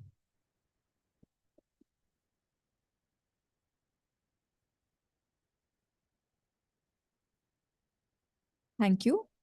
Next, we have Lavanya Arora speaking against the motion. Hello, am I audible? Okay, so the use of technology is extremely prevalent nowadays. Whenever we're in mood for a burger, we have this app called Zomato. We open that and we go, you know what, go ahead. And then when we want to transport from one place to another, we have this app called Uber. But most of us go for autos because they're cheaper. Now, the irony of the matter is, some of us are wearing watches around our wrists here, right? Where we document the number of steps, 10,000 steps. And we also go for autos if we want to cover 200 meters. So hi, everyone. My name is Lavanya, and I'll be speaking against the motion. That is, I'll be talking about how the use of AI-powered wearable health devices are a threat to personal health. So on the surface, it may seem like a great and effective way to promote the idea of fitness, right? But is it really helpful? Fitbit and smartwatches have this thing called machine learning technologies, which come with inset algorithms that enable a very personalized experience that give us defined heart rate, pulse rate, steps, and sleep cycle. But this is not as transparent as it seems. They raise doubts of data being leaked and privacy being hampered with. They also lead to a lot of self-diagnosis from time to time, since they don't give us the hormone level that is present in our body.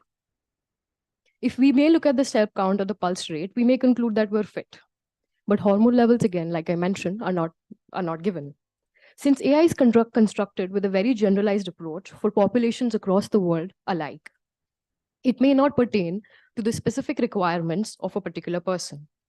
More importantly, wearing these watches also release low-frequency EMF, which are electromagnetic radiations that may penetrate into the human tissue and cause irritation and injury. Now, there are also sensors inside these watches which generate electric current that may lead to heart palpitations and an erratic pulse rate. These radiations also hamper with melatonin, which is the sleep-wake hormone, thus disrupting the sleep cycle completely. Among youngsters, it's like a game nowadays, comparing steps. A fondle over the number of steps may also lead to the installation of a very low self-esteem. The battle over how many calories that are being burned may also lead to serious eating disorders in the long run. Which is why if you ever go to a nutritionist, they would give you a personalized health chart and not give you calories that are to be burnt. Lastly, it also promotes human dependence on technology. Now, as our Prime Minister talks about Atmanirbharta or self-reliance, that idea is extremely crucial and the need of the hour. Now, let's imagine that, you're this perfect person who completes 10,000 steps a day, burns sufficient calories, and next minute you drop dead because of an erratic palpitation. Now, that would be ironic, wouldn't it be? So I'd just like to say that due to the course of promoting fitness with the number of steps documented, we must not disregard the harmful effects that it carries along with it. Thank you.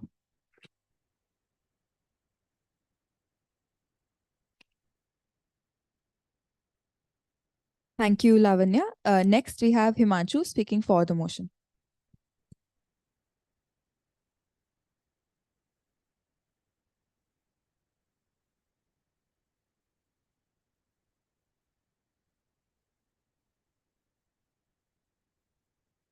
Hello. Okay. Hello, everyone. Himanshu this side. We are talking about the impact of variables on our health and how it is basically benefiting us. From a child to a senior citizen, it is helping to everyone. Like there nowadays, we see that citizens, they've accidentally fallen down. But if they had this wearable fitness devices, then they basically carry a fall or anti-fall detection applications, which can guide us that where our parents have basically fallen down. Similarly, for the children, when they basically cry, we think that they are just crying for the food. But in most of times, that not happens.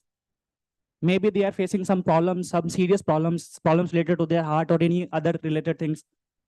If they have weird any kind of devices which are basically AI generated, then on the basis of the data they are generating through their pulse rate, their BP rate, we can get to know that whether they are only weeping or crying for the food, or is there any severe problem. So these things basically AI powered device can help with. And not only these things, even in adults, we can get help of lots of things. Like it can do our health monitoring. And like Lavanya said, it is now being a competition that you are just running for the steps. We are just comparing with anyone. We have completed 1,000 steps. Someone has completed 12,000 steps. But it is a good thing. We are comparing for a good thing. If we are doing anything which are basically making our health better, so that is a good thing, na? Why will be using this in a negative connotation? This is a very good thing, I must say. Okay. Apart from this has also some better benefits, like it basically tracks your sleeps, which is very important thing nowadays. Youngsters like us, me, including all you, we have a problem of not sleeping properly. If we get the data, I think we have only sleep in 3 hours, 4 hours, 5 hours, that is going to impact our health on the long run. These devices can show the data that we have not slept properly, and they can help us. And even one life is being saved by these watch, that will be a best thing to do. Just because of lack of technology, 100 million people died in 14th century. Now we have this opportunity and we are saying no to it. I don't think so. I'm in the favor of this and I'll be using it continuously. Thank you, guys. This was my time.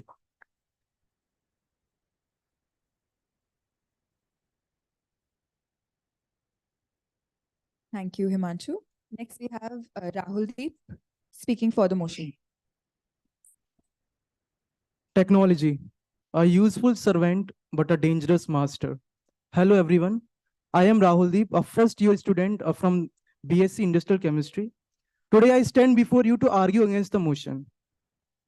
While it is undeniable that technology has brought a significant advancement and convenience, but I firmly believe that it does more harm on us than good. There is a static that data breach of 21.5 crores. Indian hacker allegedly leaks Aadhaar, passport, personal details on dark web. A US-based company, cybersecurity agency, has posted extensive details. You think that AI can be used for extensive data collection and a surveillance? No. Do you still believe that your data is encrypted? No. You all have privacy concerns. AI is not about data, also affect our human in several manners. Let us remind the time when AI was not developed and people was busy with humans and not with technology. What if you stop using it? Out of a virtual world, out of your imagination, you will start interacting in real, and you can showcast your real personality.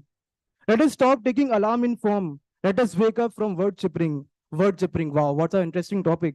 It is very unfortunate to tell a statistics that because of AI and technology, nearly 140,000 of words are killing every year. The India, known for its various diversity of flora and fauna, it is extincting. AI, the threat to human health. A 2016 study of US shows that mental health is getting more significant in recent years from 2015 to now. Because you are using phone for several hours, the blue rays coming out of it, people are getting blind. Using wearable health devices, the risk of heart attack are increasing. Sitting long hours in worst postures, leading to poor posture and paralysis. Many people talk about environment. Have they ever found yourself tension-free every day? 14,447 people are diagnosed with depression. A total of 1,066 people diagnosed with anxiety. In that case, how we even thought of a healthy body? You got free from Britishers, but you are still stuck in your own world. You are caged by technology and you lost your real personality. What else you can think of you and your future? Thank you.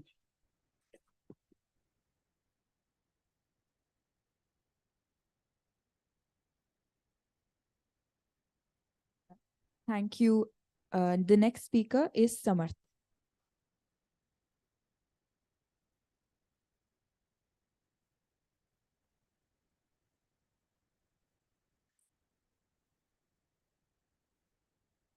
Good afternoon, ladies and gentlemen. I, Samarth Chopra, welcomes you to the other side of the table. The question in hand is that are AI-powered wearable health devices a boon or a threat? I'll be going against the motion by saying that these wearables are very much a threat. So, what exactly are these wearable health devices? They are electronic devices worn on the body, such as smartwatches, trackers, and other health monitoring devices that collect data through various sensors that track physical activity, health monitoring, blood pressure, glucose levels, oxygen levels, etc., etc. They're not just confined to fitness tracking. A research paper by European Chemical Bulletin talks about the involvement of AI in healthcare. So that's what I'm going to talk about. Now, the first issue with AI powered health wearables and their involvement in healthcare is that ethical and privacy concerns. It is crucial to address the ethical concerns associated with the implementation. The major concern is that the security and privacy of the patient data AI relies on, it has vast amounts of sensitive patient data to function efficiently, raising worries about the unregulated AI systems, which can lead to cyber attacks and data breaks, which can further lead to unauthorized access and misuse of personal health data. Furthermore, there is a risk of data misuse or unauthorized sharing of sensitive health info by the companies producing these devices, which lead to various privacy issues and discrimination based on health status. Another issue is the potential for addiction or over-reliance on these devices.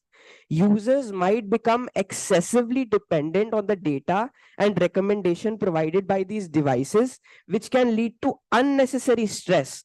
Over time, this dependence could diminish personal intuitive judgment about one's health, creating a potential psychological impact and reliance on constant monitoring. Moreover, the increasing integration of AI in healthcare might increase the existing healthcare disparities. Not every person has access to these devices due to their economical constraints or lack of technological literacy, potentially creating a division between the quality of healthcare received between different socioeconomic groups. The personal human touch in healthcare encompasses a wide range of elements that extend beyond the capabilities of AI. Wearable health devices. It involves empathy, emotional support, nuanced understanding of an individual, and holistic healthcare. Human touch in healthcare often involves empathy and emotional support and trust, which can significantly impact a patient's well being. Comfort and reassurance provided by healthcare plays a vital role in a patient's recovery. So, Albert Hubbard once said, one machine can do the work of an ordinary man, but no machine can do the work of one extraordinary man. Humanity forever. Peace.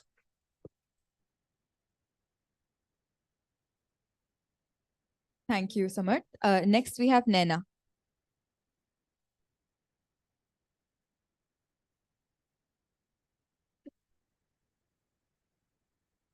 Hello. Hello. Should I start? Hi there.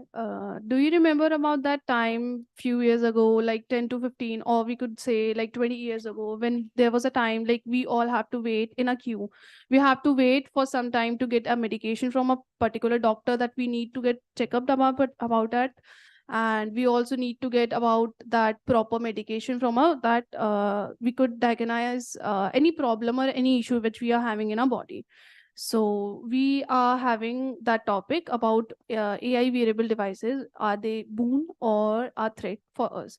So, ladies and gentlemen, and my fellow debaters and the esteemed judges, I, Nana Chauhan, stand before you to in the form the motion. So I could support the statement like, is the use of AI powered wearable devices are a boon or a threat for our body? So here I would go for the speeches. According to me, it is a boon. It's because like these AI devices will help to make vital sciences and to give that real time feedback for us. And we could go for instance, like giving us very good results about our heartbeat rates, about the earlier signs of diabetes, or a person is if him having a sleep disorder problem in his body. So I think that would be a very beneficial way or a beneficial truth about these AI powered devices. And one of the foremost things about these devices, which are not in India, but they are in the Americas, are in other countries, we could say. Especially, there is a software which is developed by an Indian girl, which is a 20-year-old girl, Prayashari Mishra. Or Pranjali Mishra, something like that, who had developed an AI software which will help the people, which will help the persons who are deaf, who are not able to speak, and they are talking to a person who is blessed in that sense. So if he or she is talking in a video call, so in that, according to that software, the deaf people would love to be get communicated in that sign language, and that software will translate that sign language into the text and the subtitles, and the viewer and the listener will able to read that, so it will effectively communicate to them. According to that, in America, there is also a VR glasses technology which will help the doctors to do surgery from their homes, which will require less time and less timing to travel to the hospital, and also will increase the efficiency in the emergency cases. And if we go for India, it will go for like in COVID times, during the COVID-19, AI devices have helped us so much.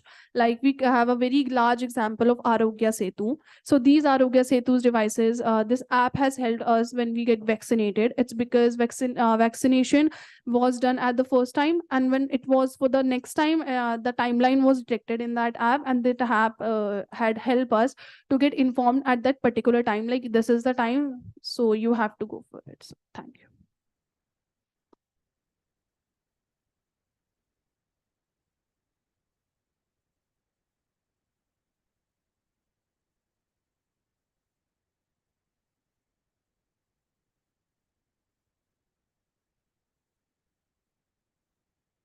Am I audible?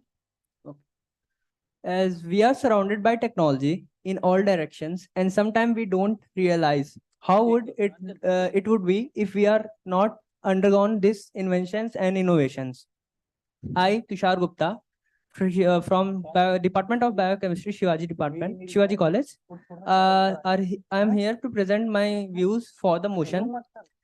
As wearable devices empowers individual to take control of their health by providing the real-time data and vitals of themselves. First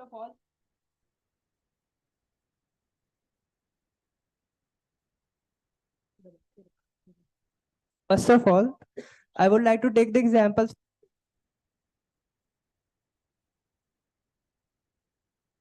First of all, I would like to take examples of Fitband. Fitband used to keep us remind us of our heart rates, pulse rates, sleep cycles, and all. See, today we are living in a hectic and a chaotic life, so we don't have a time to see through all this. But through Fitbands and other wearable devices, we can seek what is important for us. For example, there's an app called Goki, which is developed by our government, which enhances us to keep our physical fitness at a topmost level. For example, it helps to tell us about the drinking for it helps to tell about how much we have to take water quantities in it. It also tells us about the balanced diet, what we should eat and all. It also keeps us promoting to walk daily, because if you go around for like 20,000 K or 30,000 steps, you would get some extra offers on something on the shopping cart, which is a good idea for as per the government, because it will promote people to walk and enhance their fitness. And I would like to include some of the topics like for women's, the pregnancy monitor is a good example. They help them to keep their records, like they help it to keep their record for about their child and all. Second, you have heard about the ECG, the pacemaker. As one of our companion has said that AI technology devices are causing heart attacks and all and other heart cardiovascular diseases, but that's not correct, because due to this pacemaker and all, we are surviving or living our cardiovascular patients or disease people life better. Okay, so I would not say that ki AI powered wearable devices are not a threat to our society, it's a boon. So I rest my topic here. Thank you.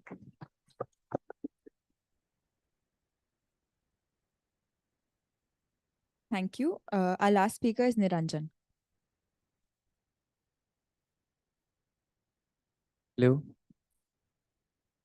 Good evening to all. My name is Niranjan P. Nair. I am from Biochemistry Department of Shivaji College, and I will begin my speech in 3, 2, and 1.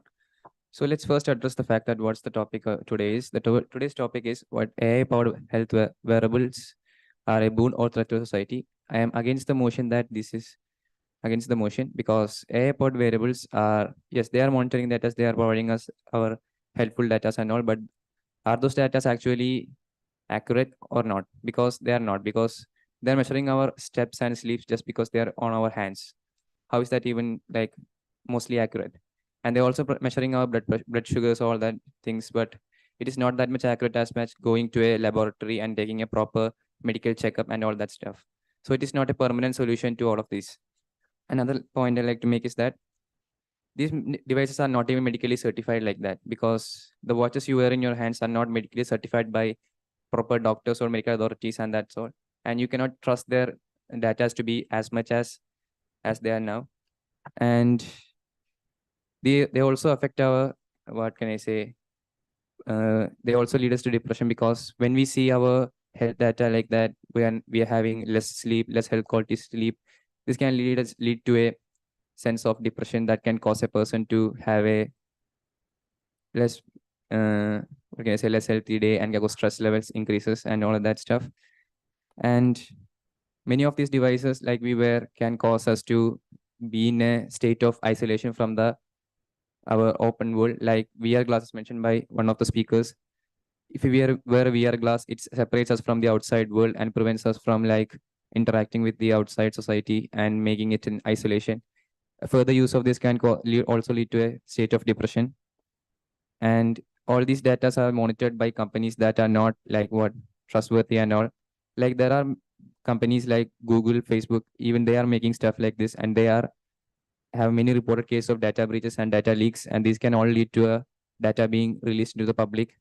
And this is a very risky situation, like because the data are being sold for many other companies by these big fishes like the Facebook and Google. And like relying on these kinds of data and just making our day from this is not a good factor at all, because no matter what, even if the like you will be stressed when the watch says that you have a low step count, and if you don't improve it, like you will be having a bad day. That makes us like think about our day, that decides what we do. So heavy dependence on these kind of technologies can lead to many health issues and problems. That's all. Thank you. Thank you. That was all 8 speakers. We now open the floor for questions in the same order that the speakers spoken. We'll start with Aman Sharma. Does anyone have any questions for Aman?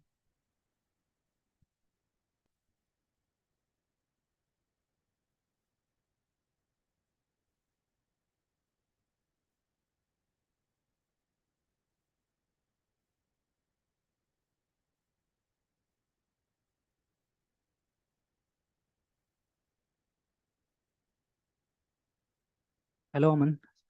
If the data are not correct, as this man is saying, the data are not perfectly correct, then why we are depending on this particular technology? Can you explain that?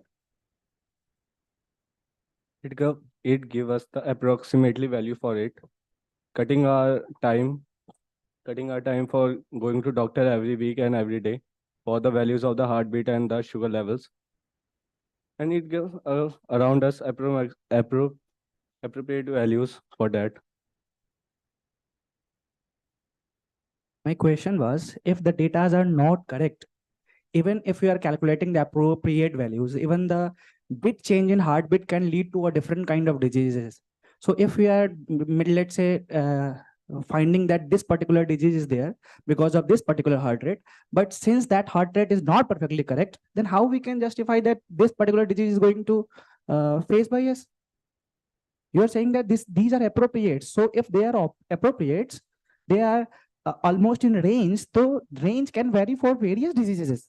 So how can you just pick that this particular disease is only causing to me? This was my question actually.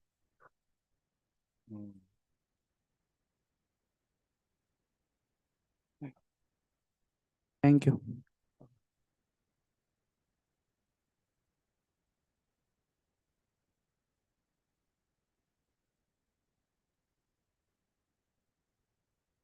Actually, I don't have answer for that question.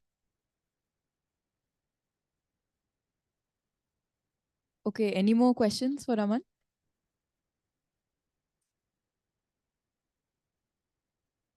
If not, we can move on to our next speaker. Next, Lavanya. Does anyone have questions for Lavanya? Hi, Lavanya. How are you? Why you have a problem that if someone is counting his steps?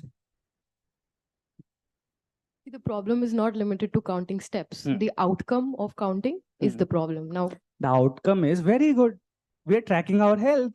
It's not necessarily good. I mean, there are people who take all of that to heart, and there's a lot of Look, I know excessive of anything is bad. Excessive of anything, whether it is fitness device or anything. But I am saying if someone is basically tracking his heart rate or tracking his, let's say, pedals, how much pedals he has basically covered or how much steps is covered, why it is a bad thing, dude? I'm saying, don't you have anything better to do with your day? You can always go on and engage in physical activities, socialization, instead of sitting and counting your pedals or steps. Obviously, if any person is moving, obviously that person has already covered his work. Maybe because of that he is moving. You are just judging that if someone is basically moving, he is free from work and he is only focusing on the pedals, or he is only focusing on the walking. Each day my steps are almost 10,000 to 12,000, and I come to college. Either I don't want to come to college. I basically go to library.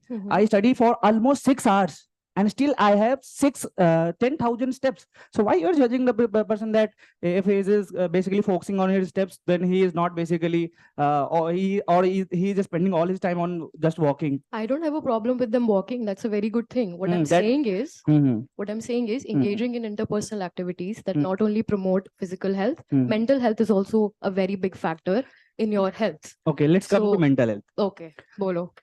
This wearable devices. Since I'm wearing this watch, this has a feature of calculating the almost appropriate stress value. I know I'm again saying appropriate value. Oh. We'll talk in class. Definitely.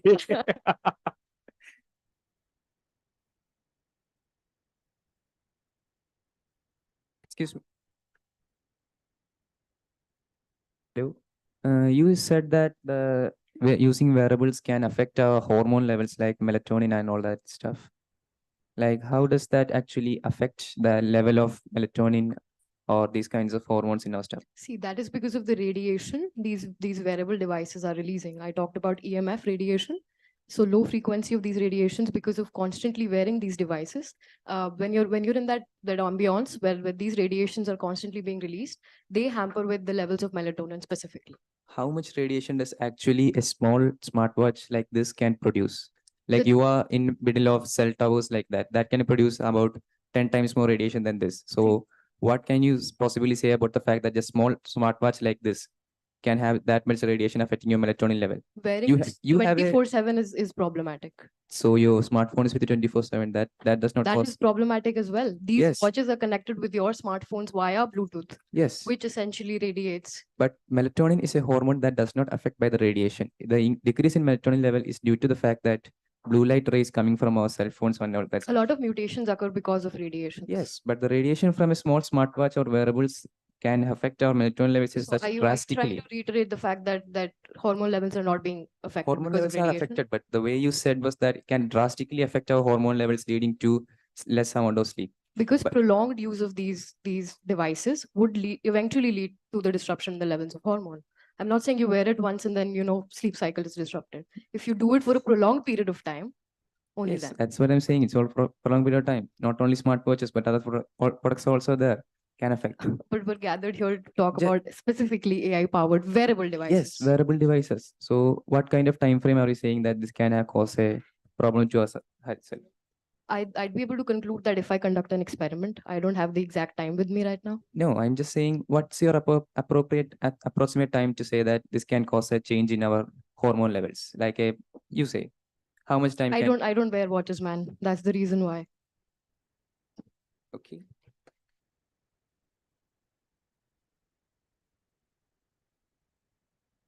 Thank you. This is a reminder that the questioning round is only open for 2 minutes. So anyone who wants to ask questions, kindly ask it within the time frame.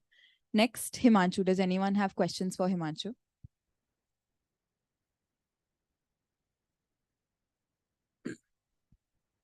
Hi, Himanshu. Hi.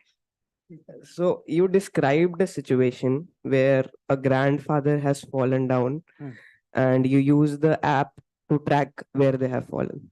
So hear me out. What if the watch shuts down when the person has fallen down? How will you track them then? Look, this is about how we are using. If that becomes shut down, then we can recharge it. It is very simple, dude. Nee. And I have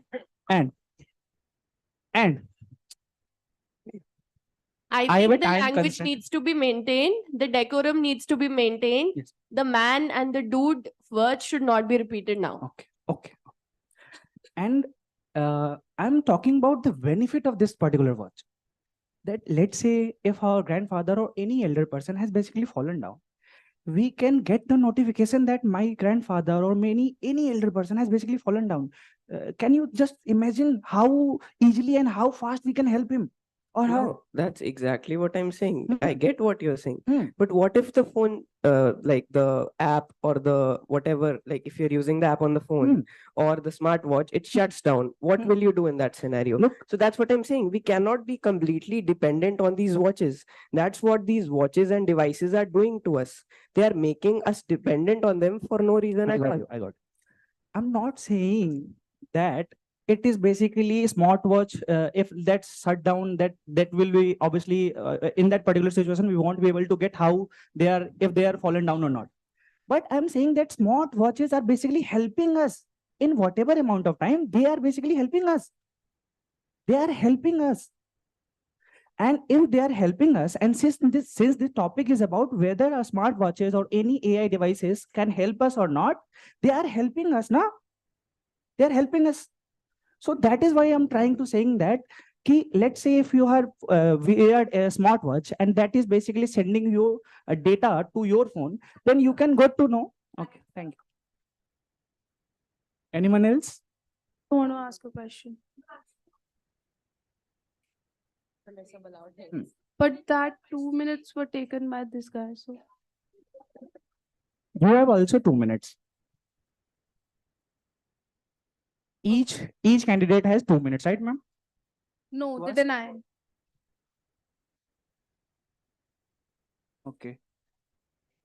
Okay, but he took all the 2 minutes. Hello. And again for the Lavanya, I asked for 2 minutes, and again he also asked the question. Okay. Next speaker is Rahul. Excuse me, I have a doubt. Like, is one speaker getting only one question, or you can ask multiple questions to the same speaker? Like, for example, if you ask one question and he answers it, then that's the same person can ask multiple questions to the same speaker?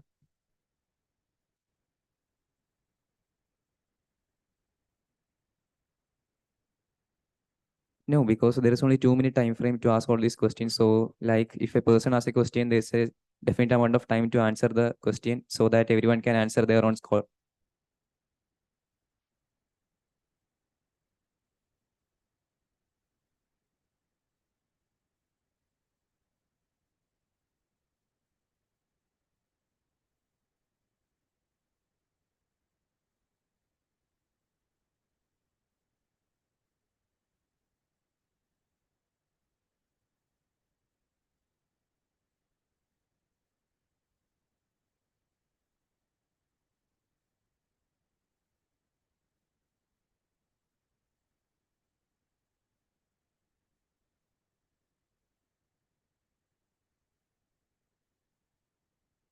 Hello, Himanshu. Hi.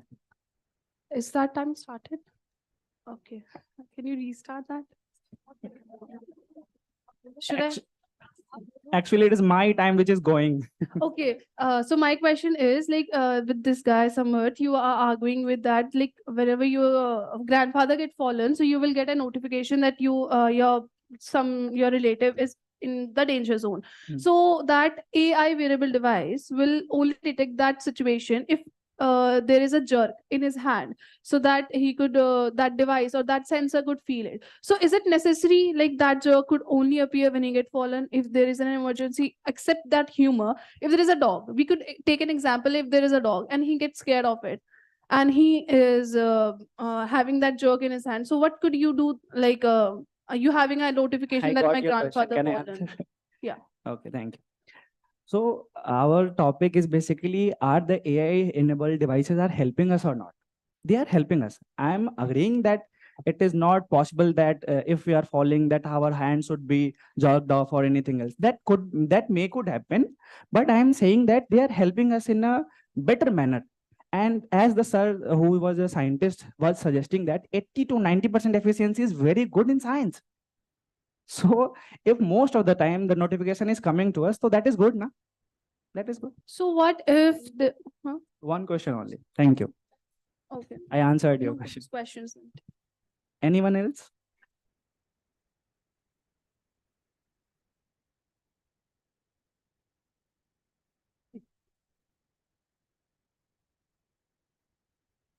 Please go ahead.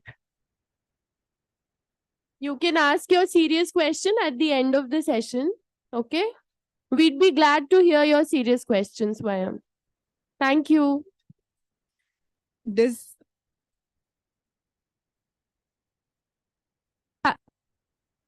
have to wrap up the debate competition also, and we have another competition after this. So sorry for that.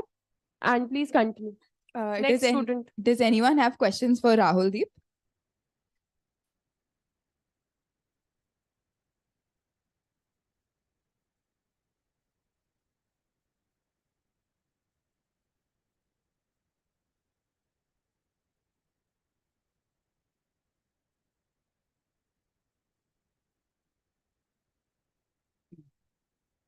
Can we move to the next speaker? I wanted to ask if someone is not asking. Since you are against the motion, that it's simple that you are not in the favor of wearing such devices which are basically giving some data, and your main concern was data is being transmitted to the other companies which are basically selling the data. So my question is, if this device is obviously, if we not store the data, then how it can evaluate that whether this disease is going to be in my body or it is not? So data is very important. Now, if the question is, so this is my question, why data is necessary, and why do you think that data storing is a bad thing? Please answer. In my debating, I told that with data encryption also, I also mentioned that mental diseases also and their repercussions. What's the question? Can you repeat it again? My question is, you said that the data storing and selling to the big companies is not a good thing. These smartphone watches and these are basically doing such things. So I'm saying that I'm agreeing on this fact that selling data is not good thing. But if it is storing data for our benefit, then why it is bad? Storing data for our benefits? You are not storing your data because you are using someone else companies like WhatsApp, Facebook, that your data, you are not sure about your data, if it is encrypted or not.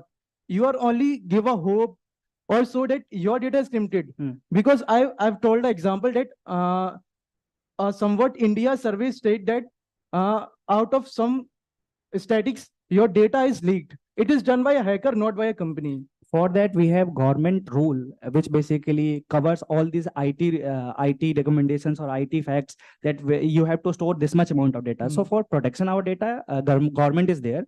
Let's give that responsibility to the government. And For data this, is very important for the tracking. Okay. Can I answer this? You said that government is there. For health issues, government hospitals are still there. So why you believe that AI is a boon or threat? Because government hospitals are there. You can The go time and... is up, please. Okay, thank you. Thank you. Thank you. Next, do we have any questions for Samarth?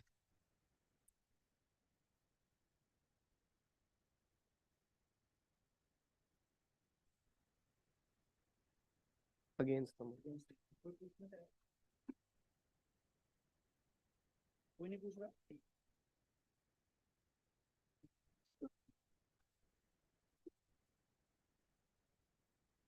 Like you mentioned that wearable devices basically causes radiation, which is not which are basically harmful for us. Can you just elaborate it? I never mentioned this point. Okay, but okay. She Okay, so you are against the motion, right? Yes, yes. So if you are against the motion, just give me some 2 points over which I can counter you. Your best 2 points, and That's now how this works. give me your best 2 points, and I will counter on you that. You ask me a question, I'll answer. That is how this works. Obviously. Ask. So he should ask me a question, na? Give me your 2 best thing. I will counter on that. Your question should have been based on what he said. But You he were should have supposed to listened write when I down the was questions talking if and you then needed, come up with not just questions, ask na? him the points and just tell the Yes, you questions have based to on them. come up with your questions.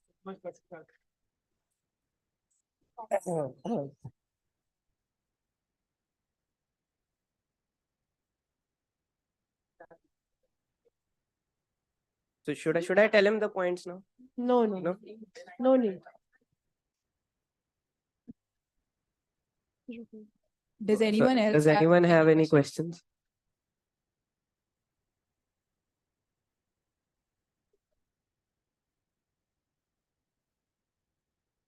If not, we'll proceed. Does anyone have questions for Naina?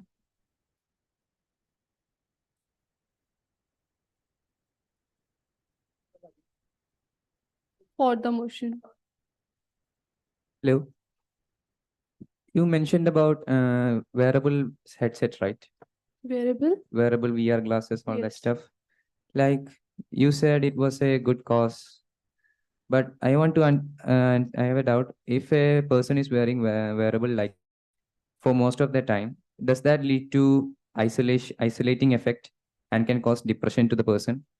According to me, these VR glasses, wearable glasses, are not for that particular and the permanent uses in that daily life.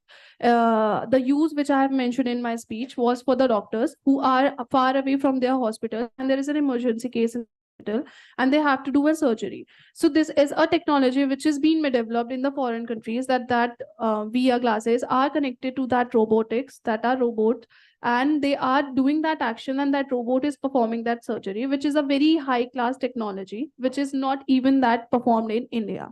So I think these kinds of technologies which should be get bring in our India so that we could develop that campaign which was started by our Prime Minister, Digital Bharat. So this would definitely help us to do that. So VR glasses are not for that particular use or that personal use, but I am talking about for the doctors and the medical sections. One more question. You are in a operation. Do you trust yourself with that same doctor to begin that operation with yourself? I trust on the human use. It's about like No, I'm saying that a doctor is sitting somewhere far away in a different country. You are sitting in India. You have a heart surgery. would you trust that same doctor to perform that surgery on yourself if you're in a life or death situation? Would you trust that doctor? That's what I'm asking. We could do like we could do another option like that. No, there is no other. There is. You are in a life or death situation. That's a doctor you were there. See, Would you- I'm telling I'm you just the asking one difference. question. Would you trust yourself with that doctor to do that surgery? Yes or no? That's the question I'm I asking. am telling you about that, yes or no. I need to give that explanation. Okay. Thank you. Does anyone have questions for Tushar? Hi, Tushar. You mentioned something about pacemakers, right? Yeah. Do you think a healthy person would wear a pacemaker? No, on everyday not use? for a healthy person. It's for a diseased person or whose pacemaker is not working. Okay, so if a heart attack is being caused because of the device they're wearing for prolonged use, as I mentioned, do you think it's still feasible? See, there are restrictions to everything. See, yeah. The thing is, the pacemaker is for general use for those who are whose pacemaker is not working. For the person, as you have mentioned, the pacemaker can also cause heart attacks. But the thing is that cases are very low, and as per I say, No, that's exactly what I'm asking. Do you think if I'm healthy, I don't have any heart problems, am I wearing a pacemaker? No. Then is it something a person would wear in their day-to-day life? No, not for a healthy person. Then it's okay, fine. I have another question. You mentioned about pregnancy monitors, right? Okay, yes. Don't you think it would harm the fetus directly or indirectly if they're wearing devices like that? As per the data, there is no such relations for harmfulness of the fetus and for the maternal use also. So this is what I would Is like the to say. data plausible? Because like I mentioned, I have a study regarding the same, that there are radiations which are being released through these wearable AI devices, which harm the human skin and cause irritation. So don't you think that would directly affect the fetus if the mother is being affected? As far as I know, I don't have I haven't read such issues for myself for the pregnancy devices and all. But logically, do you think it makes sense? No. No Yes. Anyone have any questions?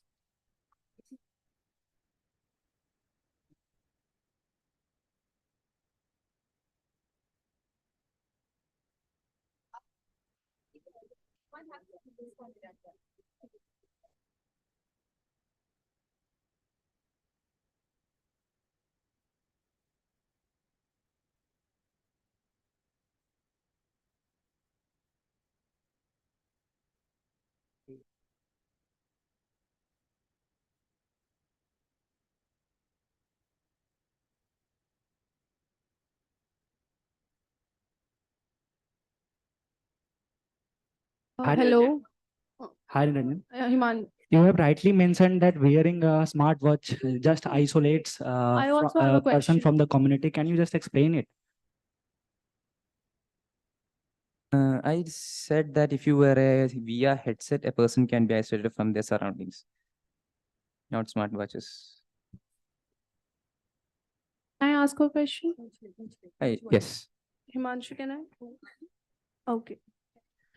You have mentioned about the data privacy, right? Yes. You have mentioned you are for the against the motion, Yes, right? against the motion. You against the motion. So how could you support that statements that AI powered wearable devices are a threat? You can have a very great example of Arogya Setu. Yes. How do you support like it is a threat for people in India? Like they have your files and details. Like Arogya Setu is an app that can be breached like any other app. So if that app contains every single one of your details, including your, what can I say, blood reports, all that stuff, your coronavirus details, and that app has been breached.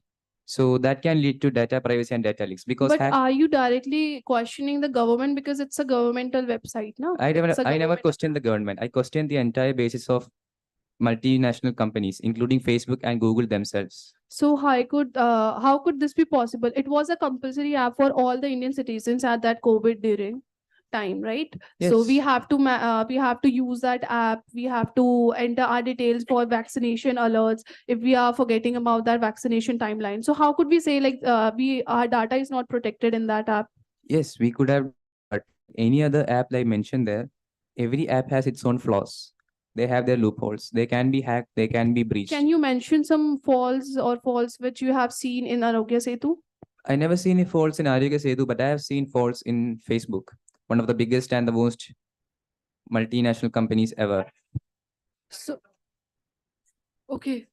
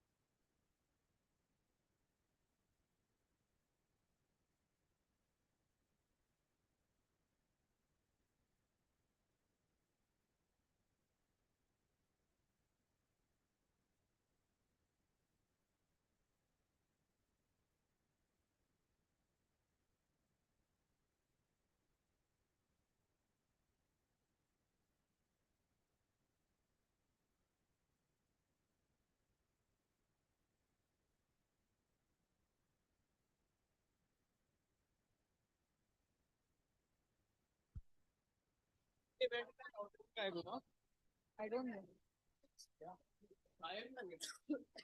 वो ट्रेजरेंट के लिए गया देखते हैं ना ट्रेजरेंट